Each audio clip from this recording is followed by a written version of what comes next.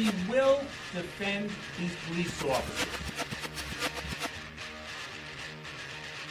Listen to police officers' commands, listen to what we tell you, and just stop. The nation needs to realize that when we tell you to do something, do it.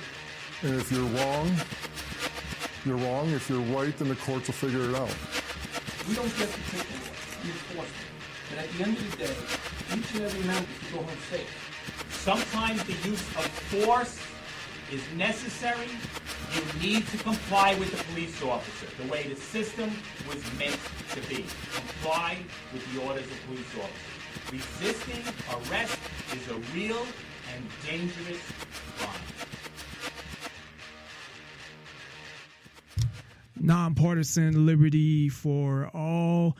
I'm sorry, we are back. I had to restart the show over. We had some audio settings off, and that's really what it was. Basically, when I was listening to something else, I have all my settings set up, and it automatically defaults to my settings. And because I had something open where I record directly to, it didn't default to my settings until I actually plugged something else in, and so the settings were off. And I think they were actually off yesterday as well, but the show seemed to come through okay. So thank you for listening to Nonpartisan Liberty for All. It is April 4th. April 14th, 2016, and I'm your host, Dave Bourne. That just kind of threw me off that I had to kind of restart the show there. And we're coming to you live from Las Vegas, Nevada. Thank you for tuning in to Nonpartisan Liberty for All. We're on weeknights, Tuesday through Thursday at 7 o'clock Pacific, 10 o'clock Eastern. And you can listen live on Spreaker.com and nonpartisanlibertyforall.com, and to the archives immediately following the show on Spreaker, YouTube, Twitter, and SoundCloud, and the next day on Stitcher. On Nonpartisan Liberty for All, we promote the ideas of true freedom and liberty and self-ownership, meaning being able to do whatever you want as long as you respect the freedom of others and don't directly interfere with their freedom, exposing government for what it is, a mafia based on extortion that rules without consent by threat of force and violence. We are happy to hear from you. If you are out there listening and have something to say, you can reach us via phone at 702-470-7664. That's 702-470-7664. Or on Skype, username Nonpartisan Liberty for all one word, and just send a contact request with your name and what you want to talk about. And check us out at nonpartisanlibertyforall.com, which links to all our Facebook pages, all of our other social media, as well as our contact information and more. You can see some pictures with some bruises all over me as well. Fun stuff there at nonpartisanlibertyforall.com. So tonight we're going to talk all about libertarianism and the Libertarian Party as well. Now I got to change back something I had off. And okay. So, and again, I apologize for anybody who started I apologize to anybody who started listening from the beginning, and then I had to stop and restart the show there. But hopefully, I really didn't start getting into anything except the introduction, so that was good. But we're going to talk about the Libertarian Party as well as the definition of libertarianism, as it's become like similar to anarchy, where people think anarchy means total chaos and violence and that sort of thing. And libertarianism, now conservatives are calling themselves libertarians, and it's become a totally different definition than what it really is. And you have the Libertarian Party, of course, as well. And the presidential nomination, or the nomination for the Libertarian Party, the presidential nomination is coming up next month in Orlando, Florida, Memorial Day weekend. Last week we had on one of the candidates, Darryl W. Perry, and he's running more to just get out the message of liberty and doesn't really expect to get elected, nor would he be able to, these are his words, take the oath to uphold the Constitution. So he's not really looking to get elected, although getting the nomination would be helpful and help him to spread the message. And we'll go into why also, because he's spreading a message that I don't believe anybody else is. So we'll talk all about that as well. So I want to start by getting into how I define a libertarian or libertarianism, and how I always thought it to be. Because one of the things that I think everyone that is familiar with libertarianism, or actually knows what it really is, not the conservatives that say they're libertarian leaning or they're sort of libertarians, or I had even heard there was a video on YouTube where they talked about one part of libertarianism was the Tea Party, which was started by, not that the Tea Party was started by them, but the whole libertarian aspect by Glenn Beck and Michelle Bachmann. And Michelle Bachmann is a nutcase, for one. Glenn Beck, I don't mind as much. I'm not a Glenn Beck fan, and I disagree with him on a lot of things. But I've said before that he seems to really be about doing something. Now, I don't agree with what he's trying to do, but he does seem like he actually cares. Now, whether that's just an act or part of his radio personality or not, I don't know, because it could be all about that. So I don't know, but he does come off like he cares, and he's somebody I can actually stand to listen to. He's on in the mornings, and sometimes on my way to work, I'll listen to him. He's one of the few that I don't listen to him because I hate him. Again, I don't agree with a lot of the stuff that he says or stands for, but the majority of conservatives, if I listen to them, it's because I can't stand them and I want to see what they're going to say. And I stopped listening to the ones that I was listening to that I really can't stand. I stopped. I couldn't. On my way home, Mark Levin is on. The Constitution. I can't listen to him anymore. It's that was it. I wanted to see what he was going to say so I could talk about it on the air if certain things come up, or because I have talked about him and ignorant things that he's said before and how he's a hypocrite. And he's a person who, one of the things that conservatives do, which relates to libertarianism, is throw the words freedom and liberty around, and of course don't really know the true definition of them.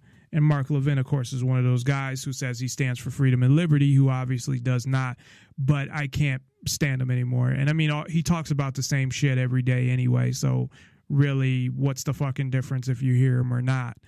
So I'm done with him. And I was listening to, I don't like to bring him up, but I was listening to Chris Cantwell sometimes as well. Not because I'm a fan.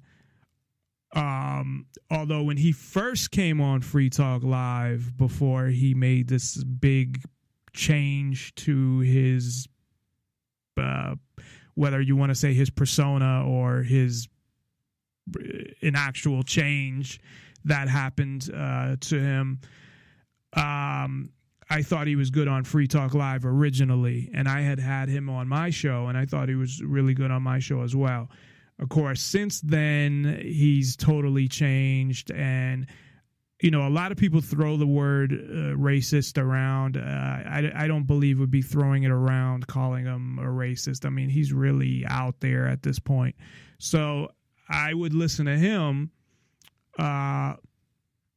when he was on he came on while I was at work. So, it would give me something to listen to, and I wanted to hear what he was going to say, because he'd say a lot of things that are just out there. Although what's fucked up about him is he starts out with something that he has a point, but it just kind of derails into craziness, I think. I mean, I don't hate him or anything, but I can't listen to him anymore. It got to the point where I can't stand the show anymore. So I just stopped listening. I think the last time, I put it on for the end of the show, and it's just like I can't listen no more. It's just too out there and too irrational, and there's racist shit all the time, and there's just and it's kind of sad, because I think that, not that he's a great radio host or anything, but he has some legitimate points. I mean, I don't think he's stupid, and then they turn into I don't know. So, and the reason I brought him up with Mark Levin is because basically, I mean, he still says that he's, speaking of libertarians, a libertarian and an anarcho-capitalist, but based on what he says, I mean, he's a conservative pretty much. I mean, he reminds me kind of a Mark Levin, although I wouldn't call Mark Levin racist, and it's not because, to mention anything, there's a difference between bringing up a subject and talking about race and just being straight up racist. And he's gone into the territory. He really has. So, yeah, I don't support what he's doing, and, that's what he wants to do. He has every right to, to do that. And I don't hate him or anything. I defended him when it came down to when and this is what I actually liked him for a long time ago, is he would come out and talk about cops and standing up to cops, essentially similar to what Larkin Rose was doing, where he'd write articles about when cops got killed and how they deserved it or things like that. And I didn't agree with everything he wrote, but it was something that needed to be talked about. And I didn't have a problem with him expressing his opinion on how he felt about the police. And that's what I respected him for. But now I don't even think he talks about the police really when they come up, which is barely. It's kind of like he defends them, I guess, unless it's, a white person or something that they have an issue with. But he doesn't seem to talk about them at all, really. So I don't know if it was because of his incident where he pulled a gun on somebody and the cops showed up or what. But anyway, that's really all I got to say about him. Again, I don't hate the guy. I mean, best of luck, I guess, although I disagree with a lot of the things that he says. And I know some of it's still, part of his character, but it does go to a point where I would call it racist. Again, I definitely think that word is used way too much, where it's thrown around like crazy, and just for discussing race, you could get labeled a racist. So I think that part of it is crazy. But with him, I think he kind of fits that definition. But anyway, so that's another show I'm done with, and I'm pretty much, when it comes to conservative shows, now that I don't have Sirius anymore, because I used to listen to the progressive shows too, because I wanted to hear what they were going to say. And almost every show I listened to, I pretty much hated, except for the freedom shows, or whatever you want to call them, the Liberty Community type shows, like Free Talk Live, of course, and other podcasts that I would listen to here and there. Some of them I didn't think were great, but I didn't hate them. I would listen to them and, kind of critique them in my mind and think about, things they need to improve on. And it also would help me with my own show on things that I need to improve on, and learning from different things different people are doing. And so I don't really do that as much neither. For the most part, I listen to like documentaries, which is something that it's kind of weird in a way. I'm trying to think of how to describe it, because while I'm working, which I talk about all the time, I'll always be listening to something, because my job is very independent, where I'm not talking to people very often while I'm working. I'm creating reports a lot of the time, and it's something that I'm doing, on my own, working on my computer. So if I didn't have something to listen to, I'd probably go nuts.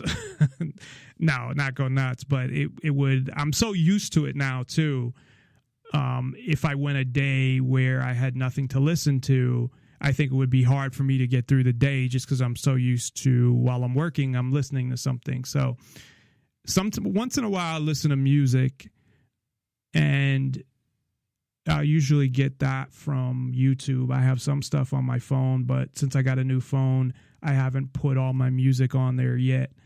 And I have a lot more free space on this phone too, so I need to put more music on it. But with YouTube, it's great because I can find something long, like a documentary on, say, like libertarianism. Whatever I'm doing my show on, I can find either a playlist or a long documentary, just let it play while I'm working, and that's what I listen to. So it, of course, there's a lot of stuff that I don't catch, and, because I'm focusing on what I'm doing. But in between, when I'm running reports and stuff like that, I'll, I guess, be able to pick up more information than when I'm totally focused on creating a formula. Or I don't want to get into all the specifics of my job, but so I won't pick up everything, obviously, but it does help with show prep because I am able to listen to stuff that relates to the show. So that's always good. But I don't really listen to radio shows anymore, for the most part. I haven't in a while. I listened to, I think, I was listening to some episodes from the Rebel Love Show because I had their host, Rob Matthias, on last night. And then I listened, I think, to a couple shows just to listen. I used to listen to them a lot more. But like I said, now I'm just listening more to documentaries and interviews and things that are long that I can just let play and just get to work. So anyway, the definition, I totally went in another direction. But what I was going to say was that with libertarians, or true libertarians, that they base libertarianism on the non-aggression principle, which essentially is that you will not aggress against anybody else. You won't, say, like, attack anybody. You can defend yourself, but you won't steal, you won't damage anyone's property, and you won't aggress against them personally. Now, again, you can defend yourself, but when it comes to the initiation of force, you will not be the one who initiates force. And in the case of the government is always initiating force against everybody and almost everything they do. So when you look at that and think about the fact that the government is initiating force and violating the non-aggression principle, that you can't support government and be a libertarian, because you're supporting an organization that is initiating force. And to join a organization that initiates force, then you're part of the initiators, I guess. So I don't know. I mean, it's an interesting question to ask. Does anyone who is part of government, who works for government, are they considered part of these initiators of force? And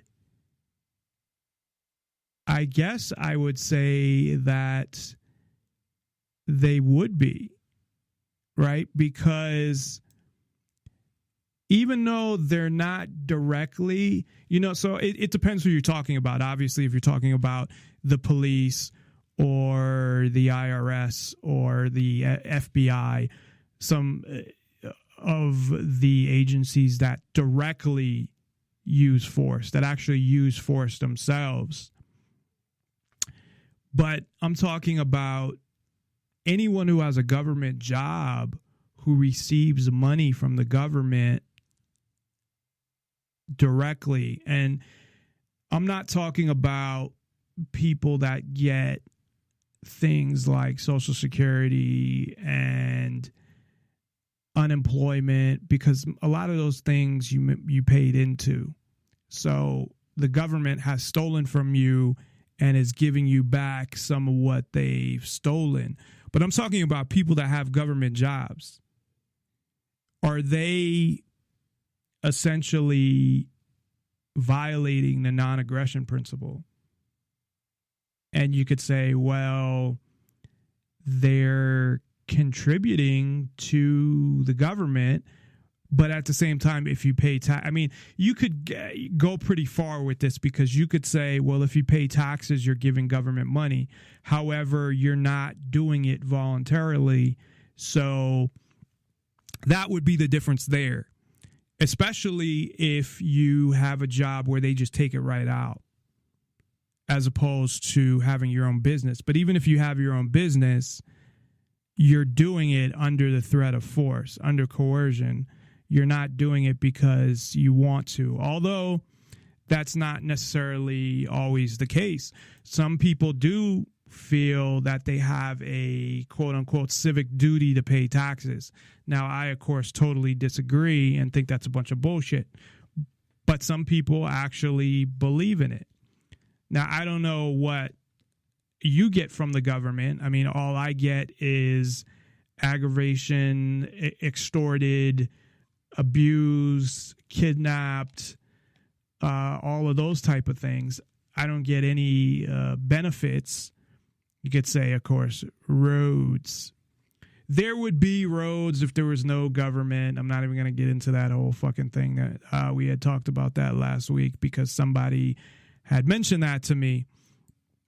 But getting back to the libertarian aspect, if you are part of government, you are obviously violating the non-aggression principle. And I'm not talking about the people now who have government jobs. I'm talking about if you're in Congress or the president or in one of those types of positions, I would say that you are violating the non-aggression principle. So if we define libertarianism even from that aspect, and I think that's one of the few things or definitions that anybody who is a true libertarian or even looks at the history of libertarianism, that's the one thing that you can't really argue with, that it's based upon the non-aggression principle. Now, everything else, everyone has different definitions, and I have mine, what I believe libertarianism is. And depending on, again, who you listen to or how you base your definition, anarchism is kind of a subcategory sort of libertarianism, at least within the definition of certain people. Because I had even watched it was a short, not documentary, but it was a short video on libertarianism. Libertarianism being at the top, and then there being kind of these subcategories, and left libertarianism and right libertarianism and anarchism and all of these different things that kind of made up libertarianism. Now, I think I mentioned this in the original recording where I had an issue, but that, or maybe I mentioned it in this one now, I don't remember, but I'll mention it again anyway, that they labeled the Tea Party as a part of libertarianism. And that's what I'm talking about. That you have this kind of conservative wing of the Republican Party, or conservatives in general, that claim to be somewhat libertarian or libertarian leaning, and they're really not. I mean, where that comes from, I think, is the fact that libertarianism is looked at as being based on less government or minimal government, and conservatives claim, as do Republicans, that they want minimal government. Of course, that is not the truth. It's just what they say, just like they say they stand for freedom and liberty, and they don't. So what they have done, and really I think it's Republicans and conservatives that have done this the most, is totally distort the definition of libertarianism, and as well as freedom and liberty. And the Libertarian Party kind of has done that as well, but I think that's from conservatives or Republicans going over to the Libertarian Party. Not because they're necessarily libertarians, but because they're not going far in the Libertarian Party. I mean, in the Republican Party. And one of those guys was, I can't think of his name now. He's from Wayne Allen Root he's from Las Vegas. I was actually at a party and he was there, and I had heard him on the radio before, and I think he's a douchebag.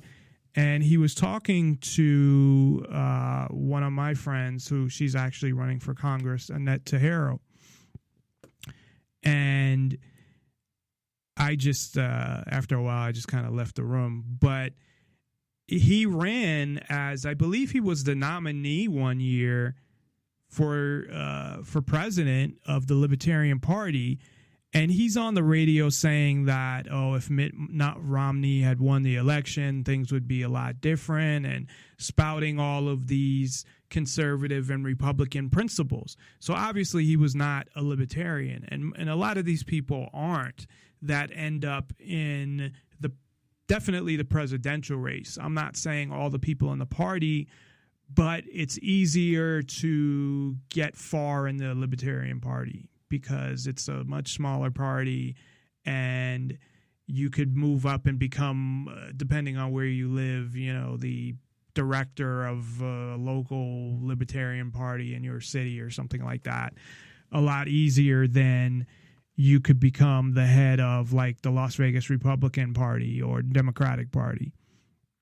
So I think a lot of these guys end up joining because of things like that. Like Wayne Allen Root couldn't even get into the Republican presidential race. I mean, he wouldn't be in any of the debates. Nobody would give a fuck. However, I guess in the Libertarian Party, he was able to get a presidential nominee. So what does that tell you? One, I mean, it tells you that the Libertarian Party obviously needs a lot of work, but it also, gives a reason as to why he would join the Libertarian Party. And I think now he's back as a Republican. So you have that too. I mean, even Ron Paul went from a Libertarian to a Republican. Now, he didn't change his views, but he did do that. And a lot of people kind of forget that he ran for president originally in the Libertarian Party. So the way I guess I define the Libertarian Party is also, is based on the non-aggression principle, but not the party, but the definition of a libertarian or libertarianism is someone who believes in the non-aggression principle and does not want government.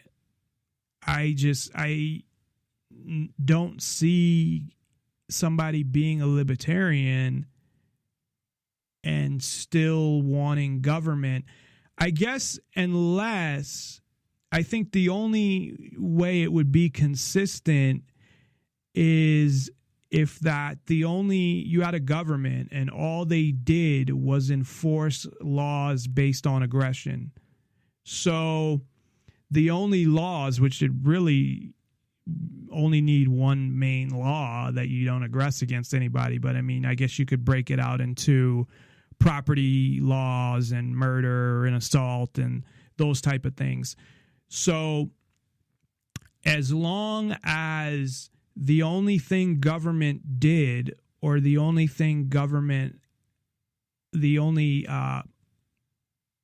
part of government that existed had to do with going after aggressors.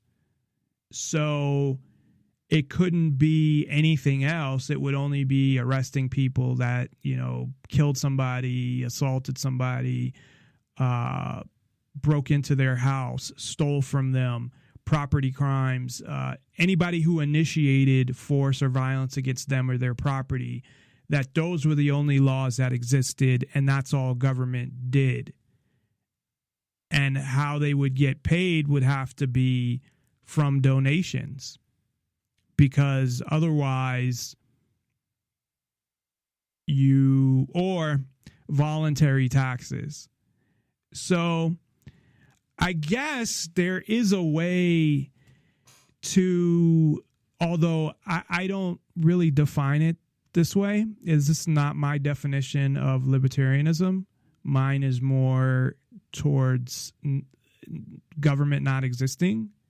But I guess you could still be consistent with the non-aggression principle if everything was voluntary and the only laws that you had dealt with people that initiated force or violence first. So it's essentially almost like a self-defense type thing, although the government, just enforces those laws, and those are the only laws that exist. And then they are paid by donations or voluntary taxes. So they could pass laws that you have to pay tax, but if you don't pay it, they can't do anything about it. Otherwise, they're aggressing against you. So I think of roads like gas tax. I guess you could have gas tax, but if the gas stations didn't want to charge people gas tax, which really, why would they? Because wouldn't people go to the gas station that it was cheaper? Unless they paid it and they didn't put it into the price. So that would be the only way if it was voluntary. And if they didn't pay it, nothing would happen to them.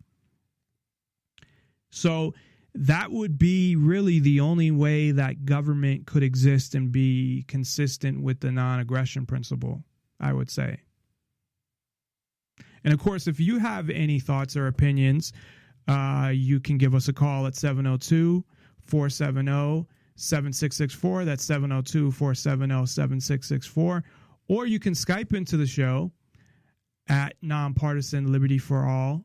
Just send a contact request to Nonpartisan Liberty for All, your name and what you want to talk about. And if you're going to call in, it'd be easier just sending a text with your name and what you want to talk about as well. So I wouldn't have to screen the call. But what I'm going to do now is take a quick break. The whole screw up in the beginning of the show kind of threw me off. I didn't want to delay the show any longer than it was as I restarted it. So I felt like I needed to at least start everything. So let me take a quick break, kind of gather myself together, and we'll get back into talking about libertarianism and the Libertarian Party and how that fits in. And later we'll be talking about the Libertarian presidential nomination, as well as get more into my definition of libertarianism. And can you believe in libertarianism and be a libertarian and still believe in government? In my opinion, I would say no, but we'll look at that as well. So we'll be right back after this. Check us out at nonpartisanlibertyforall.com. Libertarian, conservative. What is the difference? Too often, people get them confused. I just want to address social issues. Conservatives tend to have traditional values and believe the government has a role in enforcing these values. They might say something like, prostitution is a sin, the government should ban it. Marijuana is bad for you, it should be illegal. Gambling is a problem, it should be outlawed. Libertarians are different. They can hold traditional values, they can be libertines, they can be socially liberal, or they could just not care. Libertarianism is a political philosophy, and that's it. It only deals with the proper role of government. Some say there is no proper role for government, some say there's a small role for government. Libertarians believe people should be legally free to do as they please, so long as they do not harm another person. Here are two different libertarians on prostitution. Prostitution is bad for society. I personally do not condone it, but the government should not punish those that engage in it. Nothing wrong with prostitution, the world's oldest profession. Legalize it. Here's two different libertarians on the topic of drugs. Drugs are self-destructive, but people should be legally free to put whatever they want into their own bodies, even if it's harmful. Marijuana is harmless. Legalize it. Here's two different libertarians on casual sex. Casual sex is degrading and damaging to one's self-worth. Doing something so special with somebody that has no feelings for you beyond physical is not empowering. But the government should not dictate what anyone does in their own bedroom. Yep, I'm a big fan of casual sex. Legalize it. Libertarians are allowed to have opinions and preferences about what social values we believe society should adopt. We shouldn't have to keep silent about our personal beliefs. Libertarianism will always be a fringe philosophy if libertarians attempt to kick out the people with personally socially conservative viewpoints. As long as we don't want the government interfering, we are just as libertarian as those libertines.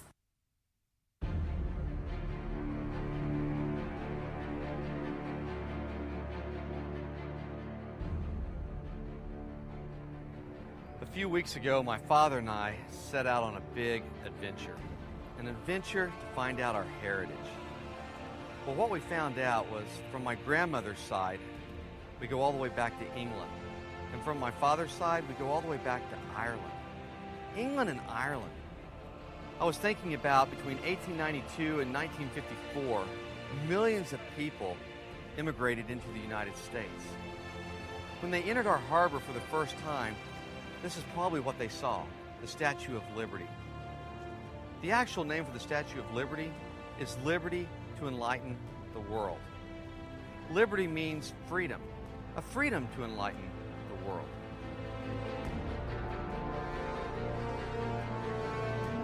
Freedom from what?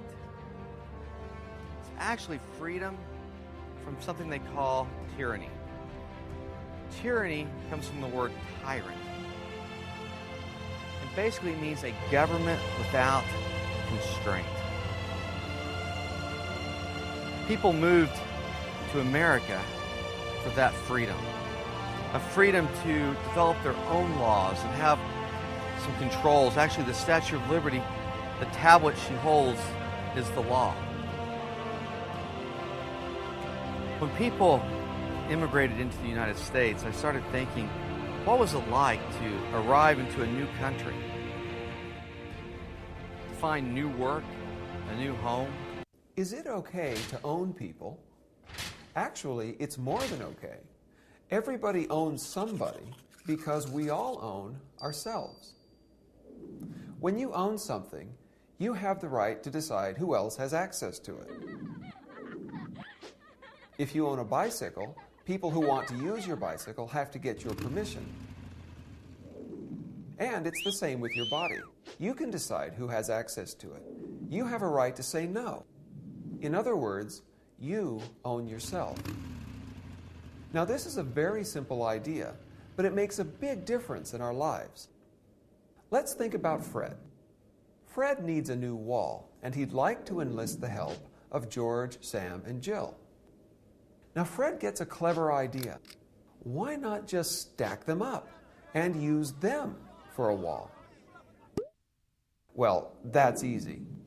George, Sam, and Jill are off limits. They've already been spoken for by themselves.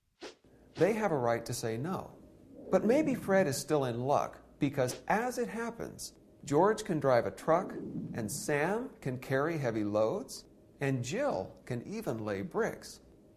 So, maybe Fred has to leave their bodies alone, but can he use their abilities just whenever he wants and get his wall that way? Well, again, no. People own themselves. They have their own lives to live and their own choices to make. We can use tools just whenever we want, but we can't use people without their permission. People have a right to say no. Well, Fred's really clever, and he has a couple of other tricks up his sleeve. Maybe he could just wait until George, Sam, and Jill build a wall anyway, and then come in and say it's his now. Or maybe he could let them go ahead and build their own wall and keep it, but only if they build another wall for him first. Would those things be okay? Well, the whole point of people having their own lives to live is that they get to make their own choices about what they want out of life and how they'll get it. George, Sam, and Jill chose to use their time and their energy to build a wall, to create something for their future. By just taking the wall, it's as if Fred forced them to work for him anyway, to work for his future instead.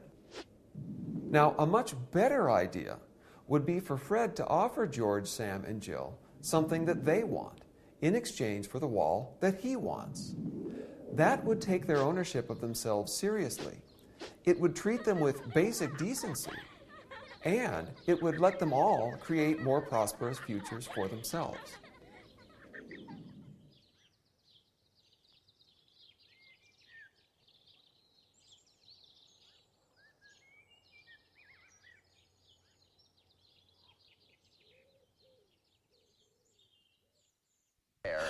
How does a libertarian, which is the kind of the purest of the philosophies, this is what we think this exist in a society like this where you see so many things happening right and left that are opposed to what you believe in? It's very difficult because there's been at least 3 generations now that have been brought up on the concept that the government is just an ever-growing teat on which we can all suckle. And libertarianism is the opposite belief. It says the government should be shrunk down to its smallest size possible. I mean, this is what republicanism used to be. This is what Reagan was saying, that government should be shrunk. You were a Reagan admirer. I was an admirer of that, yes. I mean, he didn't actually do it. He wound up quadrupling the deficit. That's the opposite of what he said he was going to do. But I understand what he was trying to do and why it was difficult to get it done. But libertarians basically believe that anybody should be able to do anything they want as long as it doesn't hurt somebody else, which is why I've So if you want to take a drug that only hurts, as long as you don't hit the car, get in a car and hit me with it. Right, but alcohol is certainly a drug where we don't prescribe that. People are allowed to have alcohol, and then it's their problem if they commit a crime on it. But yes, this shadow convention, Arianna Huffington's shadow convention that I spoke at this week, was trying to make this point. And this is going to be, even though the 2 parties will not face up to this issue or even mention it, the drug war, the failed drug war, and that is why I hate Gore and Bush, Bohr and Gush, so much. Because, you know, they understand that the drug war is a failure, and they won't say anything about it. I could forgive the old man, George Bush Sr., or people from that generation not understanding drugs, because they really didn't understand what marijuana was. It wasn't part of their life. But you know what? Bush and Gore, they could have a debate about drugs. They know about drugs, you know, and pot did not make Gore any dumber, and Coke did not make Bush any smarter. And these guys, they understand drugs, and they will not come out and say what is the right thing to say, which is that hundreds of thousands of Americans should not be in jail for it. Always great having you with us, Mark. You are listening to Nonpartisan Liberty for All Radio with your host, Dave Bourne. Call in at 702-470-7664 or Skype in, username Nonpartisan Liberty for All. Nonpartisan Liberty for All, and we are back. That last clip, believe it or not, was Bill Maher in, I believe, 2000, when it could have been 99, but it was right around that time during the presidential election, and he called himself a libertarian. This is a guy who gave $1 million to Obama, who was obviously a pretty much a socialist now, I believe. I mean, he supports Bernie Sanders, and at one time he called himself a libertarian and defined that as having the smallest amount of government possible. And that's what I believe the Libertarian Party is sort of about, at least what they're supposed to be about based on their platform, although I would still not call that libertarian.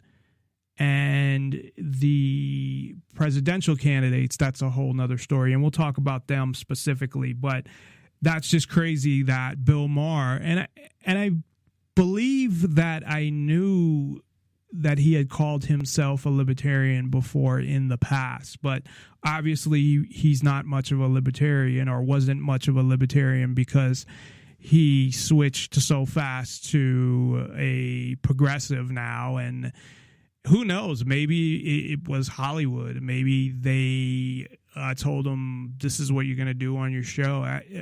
It wouldn't surprise me, to be honest, because this is a guy who pretty late in his life already was supposedly about freedom. I mean, he definitely was about freedom of drugs and still talks about it now that he smokes weed and that he owns guns. So even though he agrees with banning all of this stuff, he owns guns. So I don't know. But it's funny to look back and then hear him say things like that he's a libertarian and doesn't believe in a lot of government.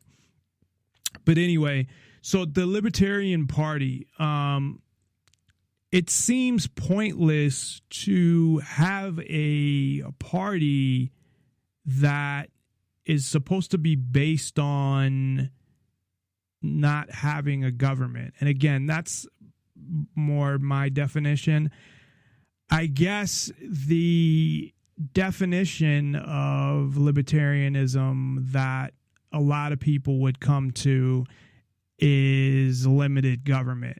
Although most of the things in a limited government would still violate the non-aggression principle.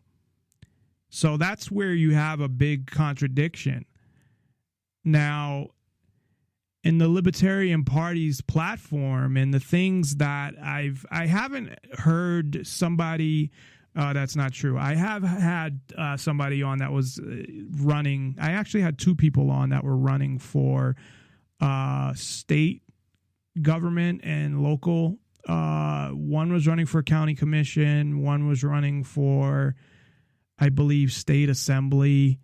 And I had them on when I had started the show. I don't have fucking politicians on anymore.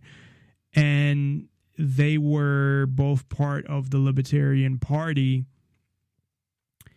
And they pretty much, although one called themselves an anarchist, that's, and I'm trying to recall, I don't recall all the specifics because this was a little less than 2 years ago.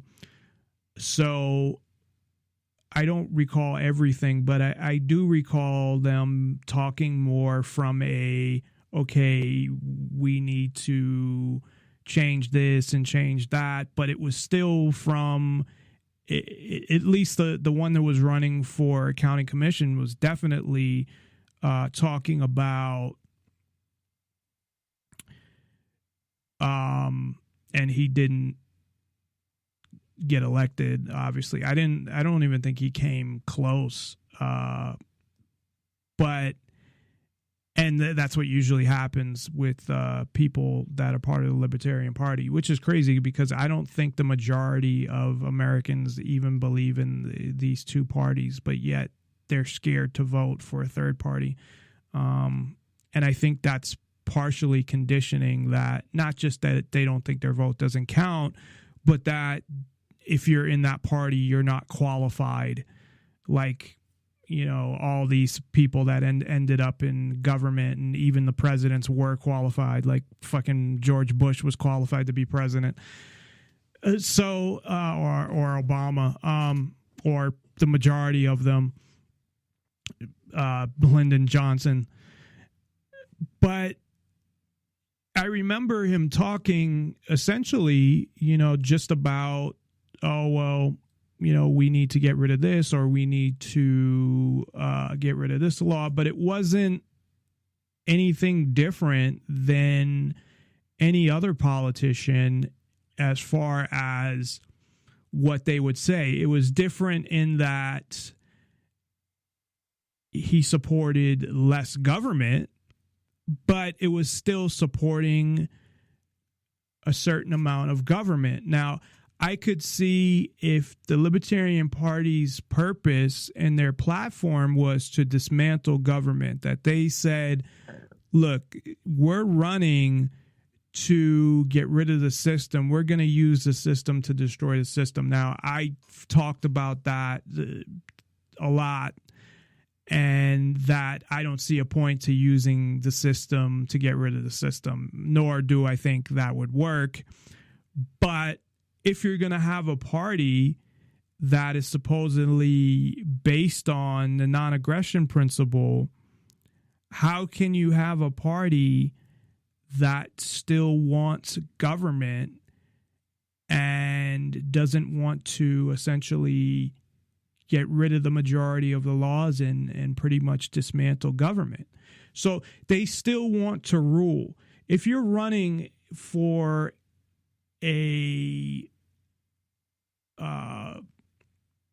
sorry, I just totally lost my train of thought. If you're running for office, unless you're taking the Darryl W. Perry approach and the kind of Ron Paul approach, which Darryl was on last week, he's running for the nomination for the Libertarian Party. And he's even said in debates that the reason he's running is so he could get his message out. So his purpose is to get out the ideas of liberty, to take advantage of the attention that he's getting to talk about how we shouldn't have really any government. So besides that, and I had thought of that too years ago before I started the show, actually running for state assembly as a way to just get out the ideas. Not that I would get all that much attention, but if I happen to win, which would I don't think I would have, it would be like a fluke. But, you know, anything's possible. I wouldn't have been able to do it because the capital of Nevada is Carson City, and I would have had to go to Carson City every other year for 4 months. And that's a positive thing. Some people think it's not, that the session is every other year. So you think about that, it's less opportunity to make laws. They shouldn't be in session all the time making fucking laws. So, I mean, maybe it should be every fucking 4 years, really. So the amount of laws made would be greatly decreased. But at the same time, you have like the county commission, who are 7 people that essentially control the state, really, because the biggest county is Clark County. It's what, 3/4 of the entire state. And they're meeting, I think, every other week. So, and they're following the agenda of the federal government. If you look at their budget, it's easy to see. But going back to the Libertarian Party, unless you're doing what Darryl's trying to do,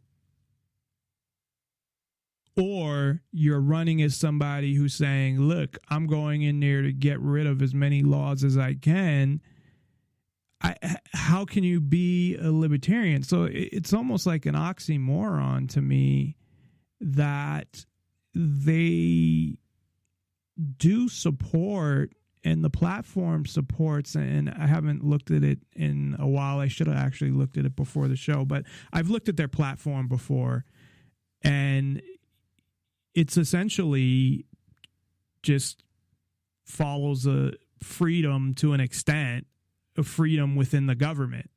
So like your, drugs should be legal and things like that. But it still involves having a government. So it never talks about getting rid of the government. Although when I talk about the debates, they did mention changing the Constitution, but we'll talk about that coming up. But so the Libertarian Party right away has a huge flaw, is they don't follow the definition of libertarianism.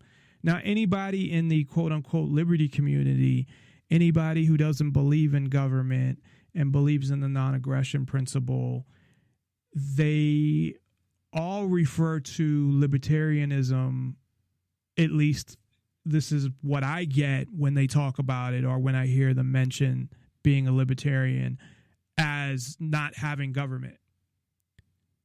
So the people that actually want to eliminate government view the definition of libertarianism as such. And I do as well. I think that that's what libertarianism is.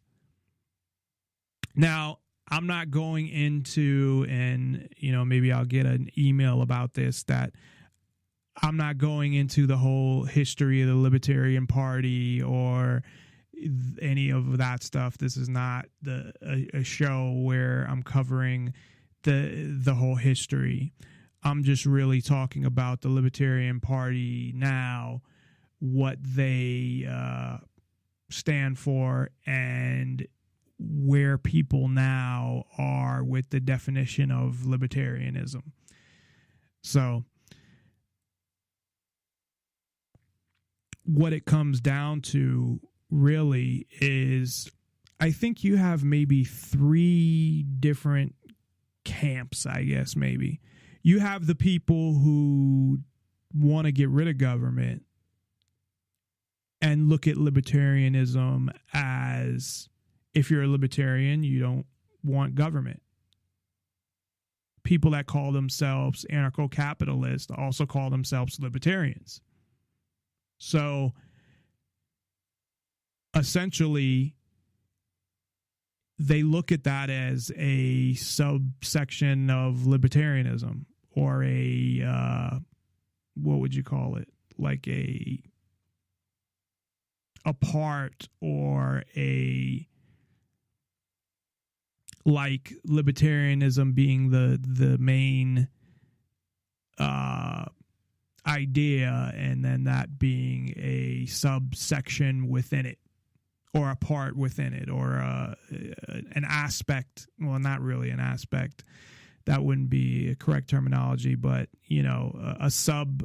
I think it would be like a subsection of libertarianism. That's how they would look at it, along with other subsections of libertarianism. And I want to get into left libertarianism, which I think is really fucked up. And I had somebody on the show who was talking about who claims to be a anarchist, and really what they started to get into, the more I thought about it, the scarier I thought it was.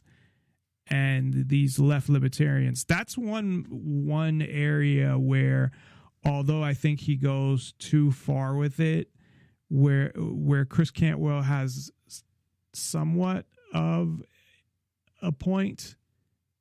I had mentioned, I believe in, for those who didn't hear the beginning of the show, that I had to restart the show because I had a setting that was off that threw everything off. So I had to actually restart the show.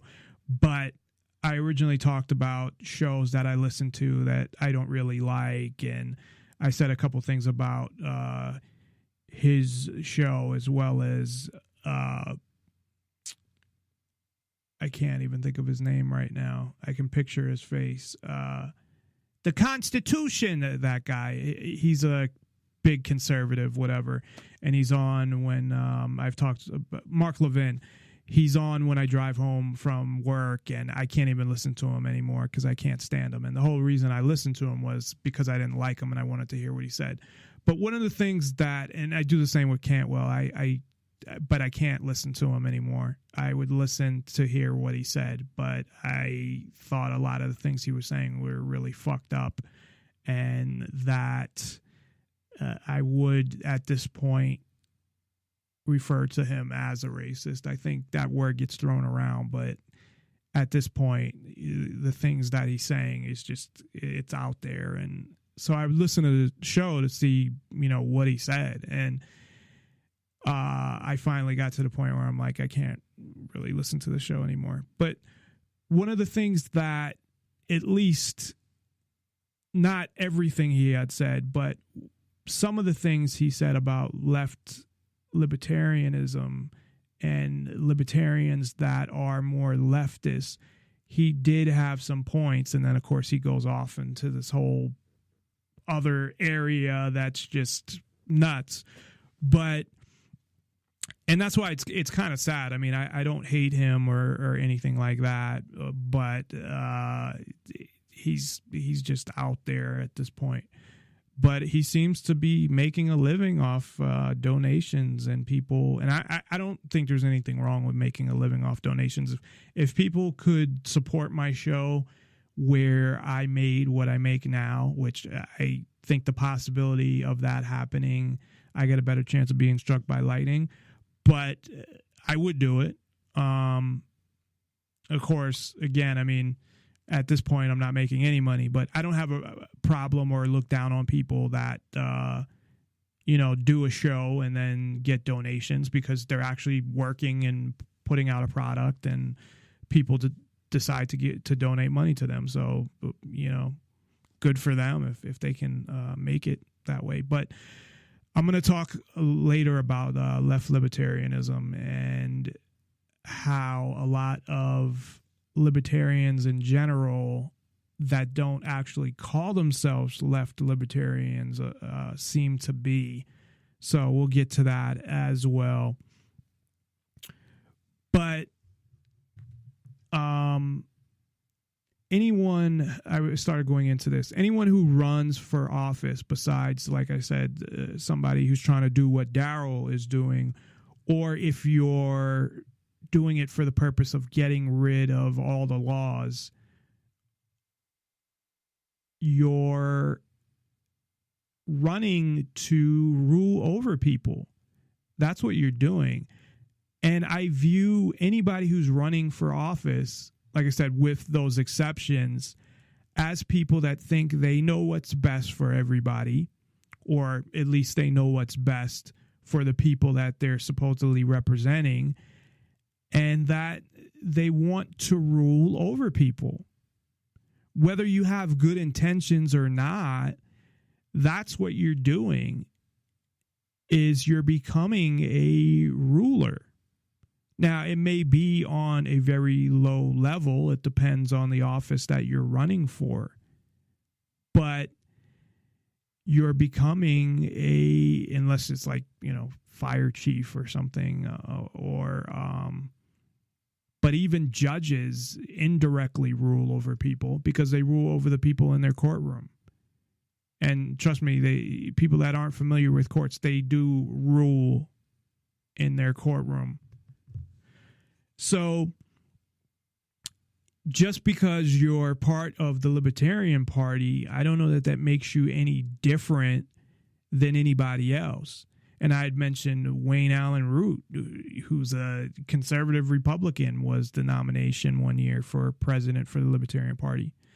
So let's get into the presidential nominees and some of the things that they are saying. So in that case, you definitely want to rule over people.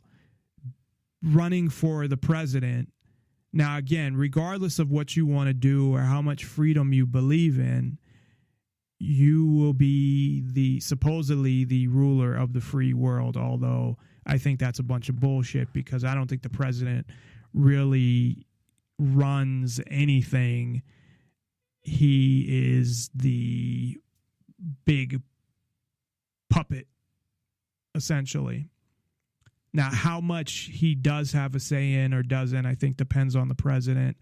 But I think most presidents, more take a lot of orders than actually give them. Although they're giving them, but they're getting them from other places, the real people that I think rule the world. But if you're running for president, you want to be a ruler. You want to rule over people because that's what you would be doing. And at the same time, you must think that you know better than people and you know what's best to an extent, even for a libertarian nominee. Now, all the nominees that I have heard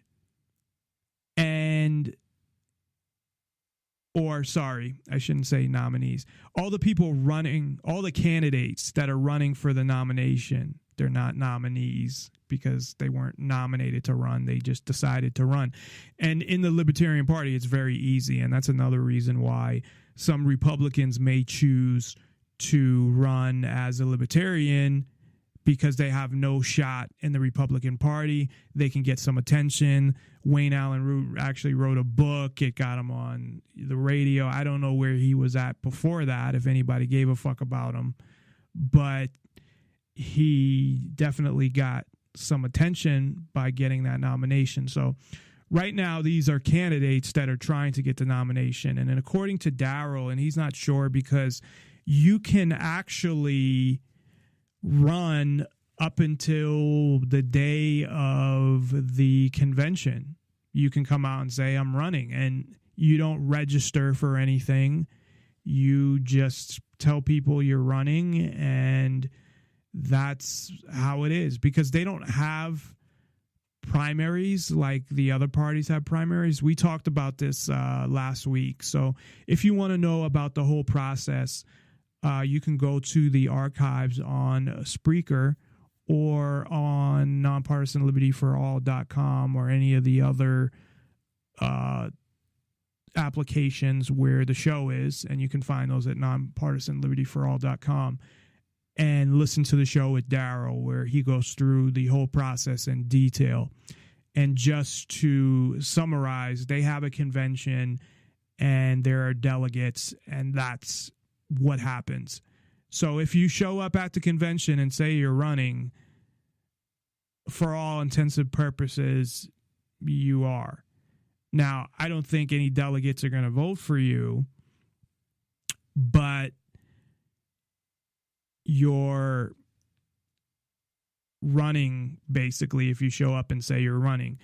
Now, they had all of these state, I guess they would be the state conventions, because there's the national convention, and I guess they would call them the state conventions, and they had debates in a lot of the states. That rhymes, debates in the states.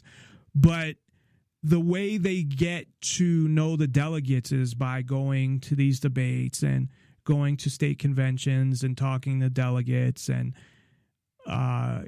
getting them to, getting to know them and making sure, they hopefully hear their platform, and they hear their, or not really their platform, but their, what they want to do and their ideas and all of that stuff. And they see them in a debate, and then those delegates, it goes through a whole process where there's multiple, not multiple tiers, but multiple voting, where you have like the first rounds. There's multiple rounds, I guess is what I call it, of voting. So, and again, I'm not going to get into that because we did last week, and you can listen to the show with Darrell, and we go through that whole thing in detail, which is, it was pretty interesting, actually. I didn't know how the nomination for the Libertarian candidate for president worked, and now I do. So I actually had learned something on that show. So it was interesting. And Darrell's always a good guest. So we talked about other stuff as well, but focus more on the running for president and the whole process. But so I watched a lot of these debates to get ready for my interview with Darrell, and especially the ones that he was in, but I also watched other ones, and I listened to one today as well after I got home from work, the second part of one that was on Fox Business News with John Stossel. And basically all of these guys, again, with the exception of Darrell, none of them are talking about getting rid of government. They're all talking about following the Constitution, having limited government. They're all people that want to legalize drugs, want to I wouldn't say legalize immigration, but have open immigration for the most part, want to have more freedom. So, I mean, they all want limited government, but at the same time, they talk a lot about the Constitution. A question came up about following the Constitution. And they did talk about in one of the debates, and this was just Austin Peterson, John McAfee, who is also the creator of the McAfee virus software, and he's pretty well known, and Gary Johnson, who was the nominee in 2012 and is also the former governor of New Mexico. So he, I think, is the only one that I'm aware of who's held office before. So everybody else are either, well, some of them aren't even known. They're just regular people. John McAfee was somebody who was known. Austin Peterson, I guess, worked on the Judge Napolitano's show on Fox, and I believe he has a radio show because I heard his radio show before. I don't know whether he still has one or whether he didn't do one for that long, but I did hear a radio show with him in it, and there was some videos on YouTube with him in them as well, I believe prior to his running for president. But he keeps referring to the Constitution. Well, I wouldn't do this because of the Constitution. So he comes off like a constitutionalist. And I didn't hear anybody talk about, in any of the debates, anything about the police come up. Getting rid of police, having private security companies, anything like that. I'm sure if Daryl had the opportunity to talk about something like that, he would. But that's something that didn't come up in any of the debates. And I watched probably about 5. And the majority of the people really are just limited government people. And these are the ones that are running for president. Now, in the Stossel debate, he only had 3 candidates. He said the top 3. I know Daryl's actually at least in the top 5. But he only had the top 3. In the other debates, there were usually no more than 5 or 6 people. So you have to travel around the country, obviously, and, go to all these different states, because I think it's the Libertarian Party that is putting on these debates. So not everybody is showing up at every debate. Daryl mentioned the last count that he was aware of was something like 15 people. But as I said, people can continue to join the or become a candidate.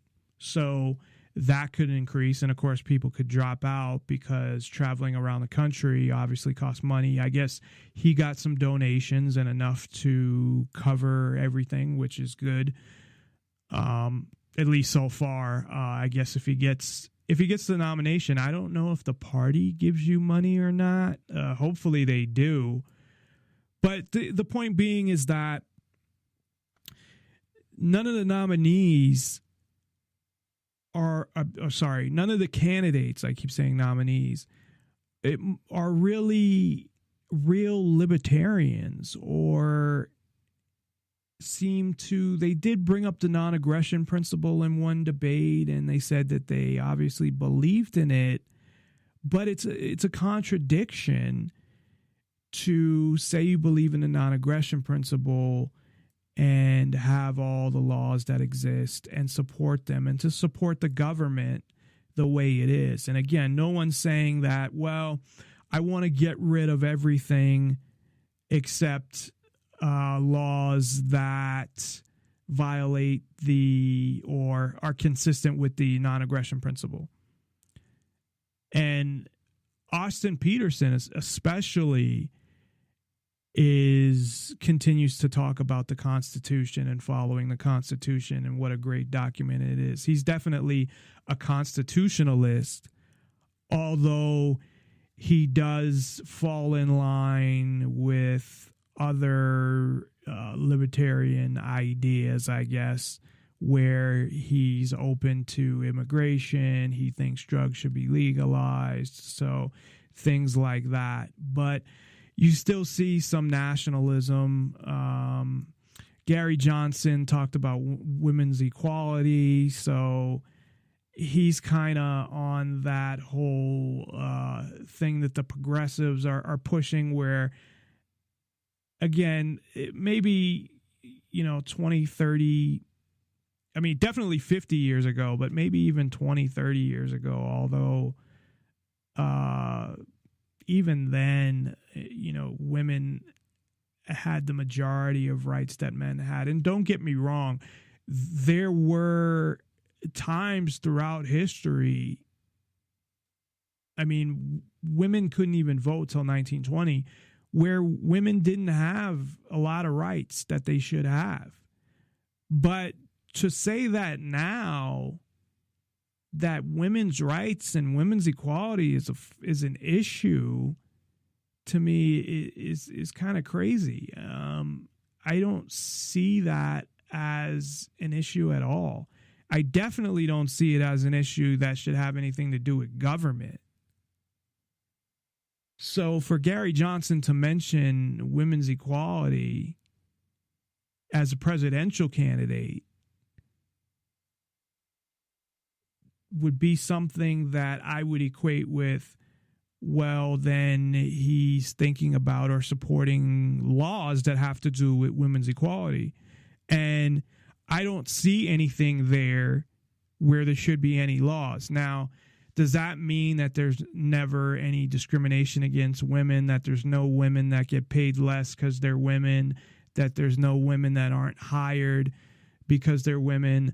That does happen. I'm sure there are women that don't get hired because within the job, they may think that they're going to have kids and they don't want to lose them for that time or something like that. But there's nothing that should have anything to do with any laws, in my opinion.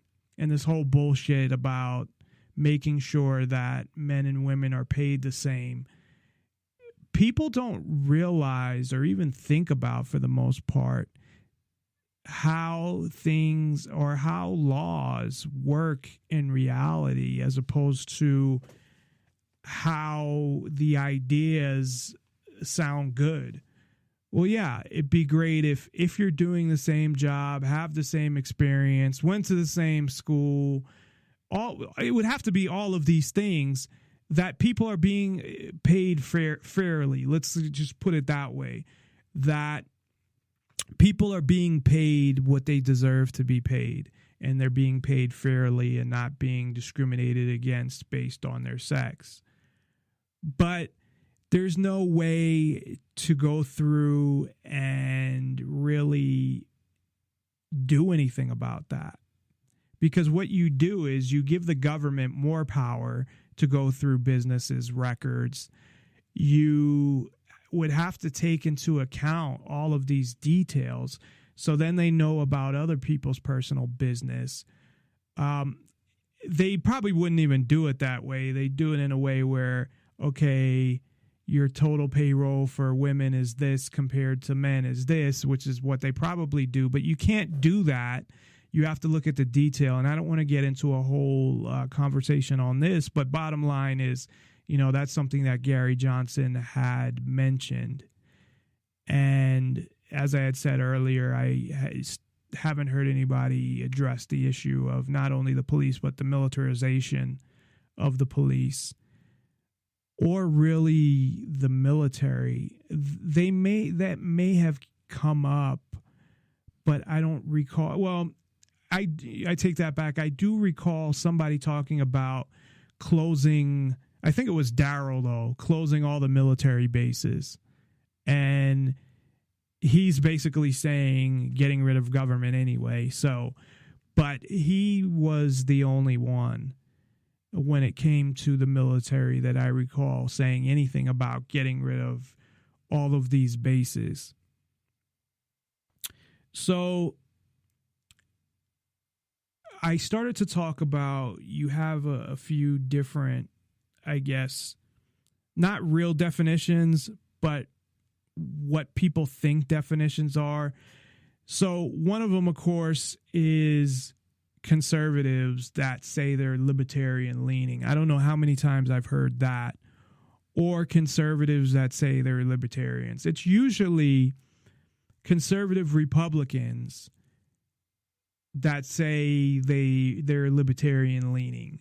There was somebody here locally that ran for county commission as a Republican who said that they stand for freedom and liberty, of course, and that they're libertarian leaning.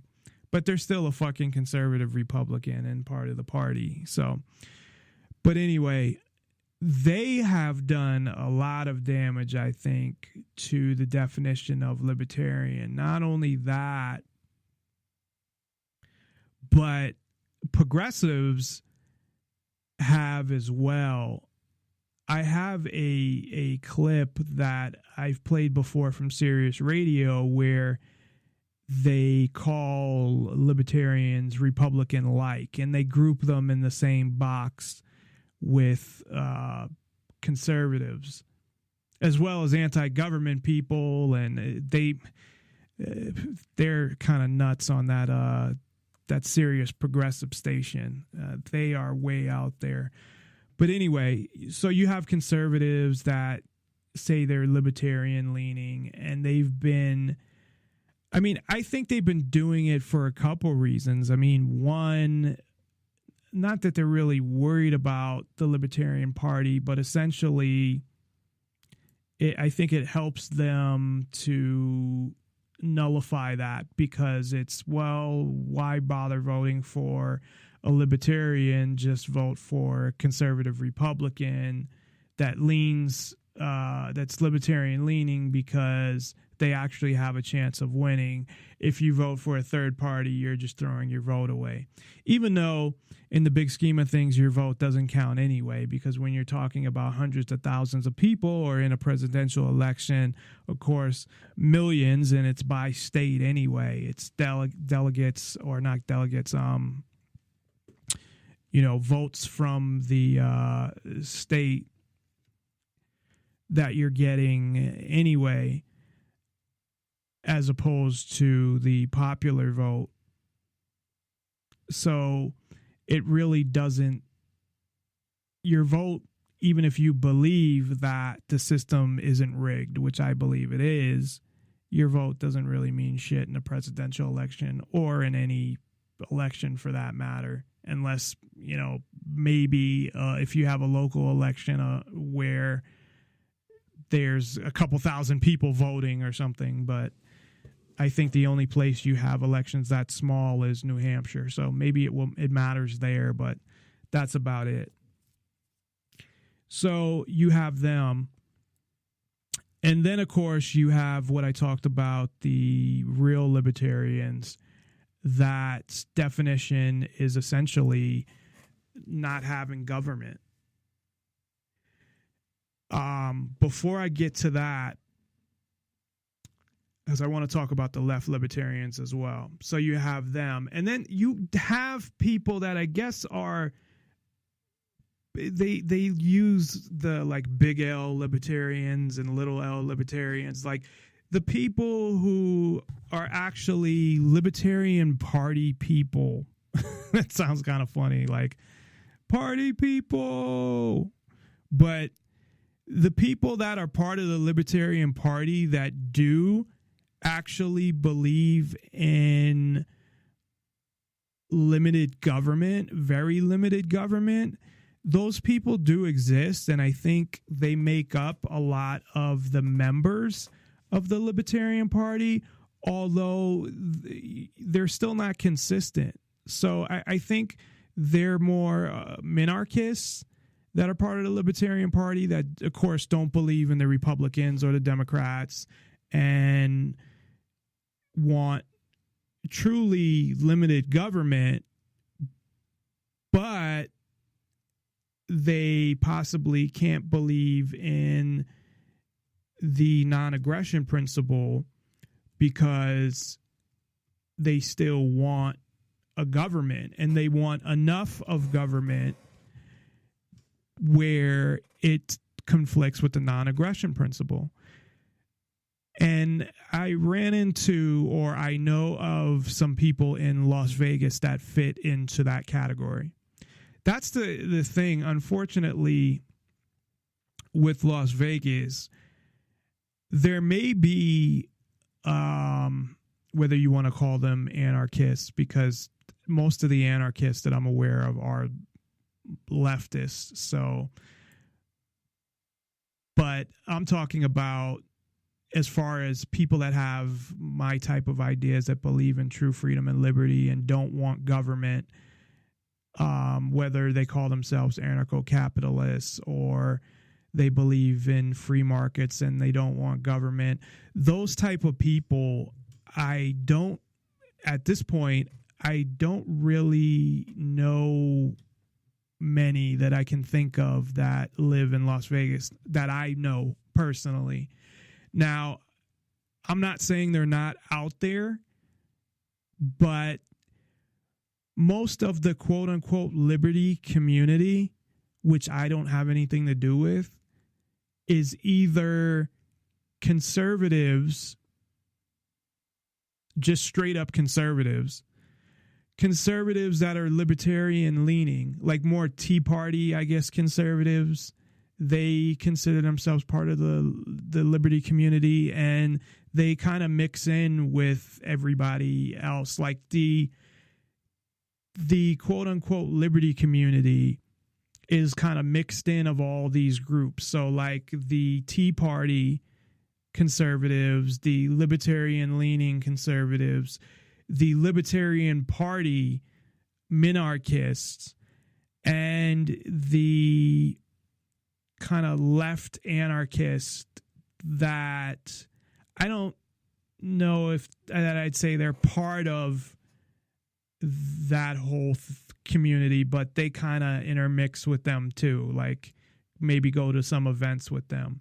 So that's really, from what I've seen, is what the at least active and visible and known liberty community that I saw in Las Vegas is made up of. And it's kind of sad because I see in New Hampshire that they actually have real libertarians or anarcho-capitalists or whatever you want, voluntarists.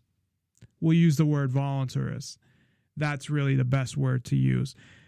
Really, in Las Vegas, I don't know, maybe I know like one or two real voluntarists that believe in free markets, don't believe in government, and still believe in an organized society, but just don't believe in a government, but still believe in free markets and are not leftists. Because the anarchists that I know of, the majority of them, again, are leftist anarchists. And we'll talk a little about that, or they call themselves left libertarians or whatever you want to call it. But in terms of the different people that define libertarianism differently, I guess I'd break that up into like four groups, where you have the conservative libertarian leaning, supposedly, so they say, the left libertarians, the people that I would consider the real libertarians that believe in the non-aggression principle and don't believe in government, and then the Libertarian Party libertarians that really aren't libertarians because they don't go far enough, but are more minarchists where they believe in limited government. So I'm going to take a quick break. When we come back, I'm going to talk about left libertarians and kind of how, not that they scare me, but if they were to ever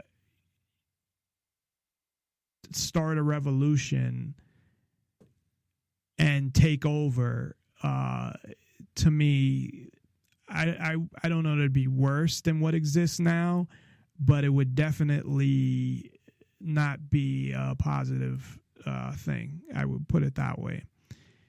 Because, well, we'll get into that when we come back. Again, if you'd like to join the conversation, you can call in at 702-470-7664. That's 702-470-7664.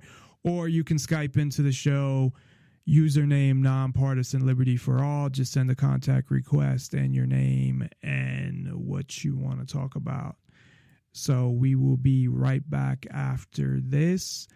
NonpartisanLibertyForAll.com. Do you support Ron Paul?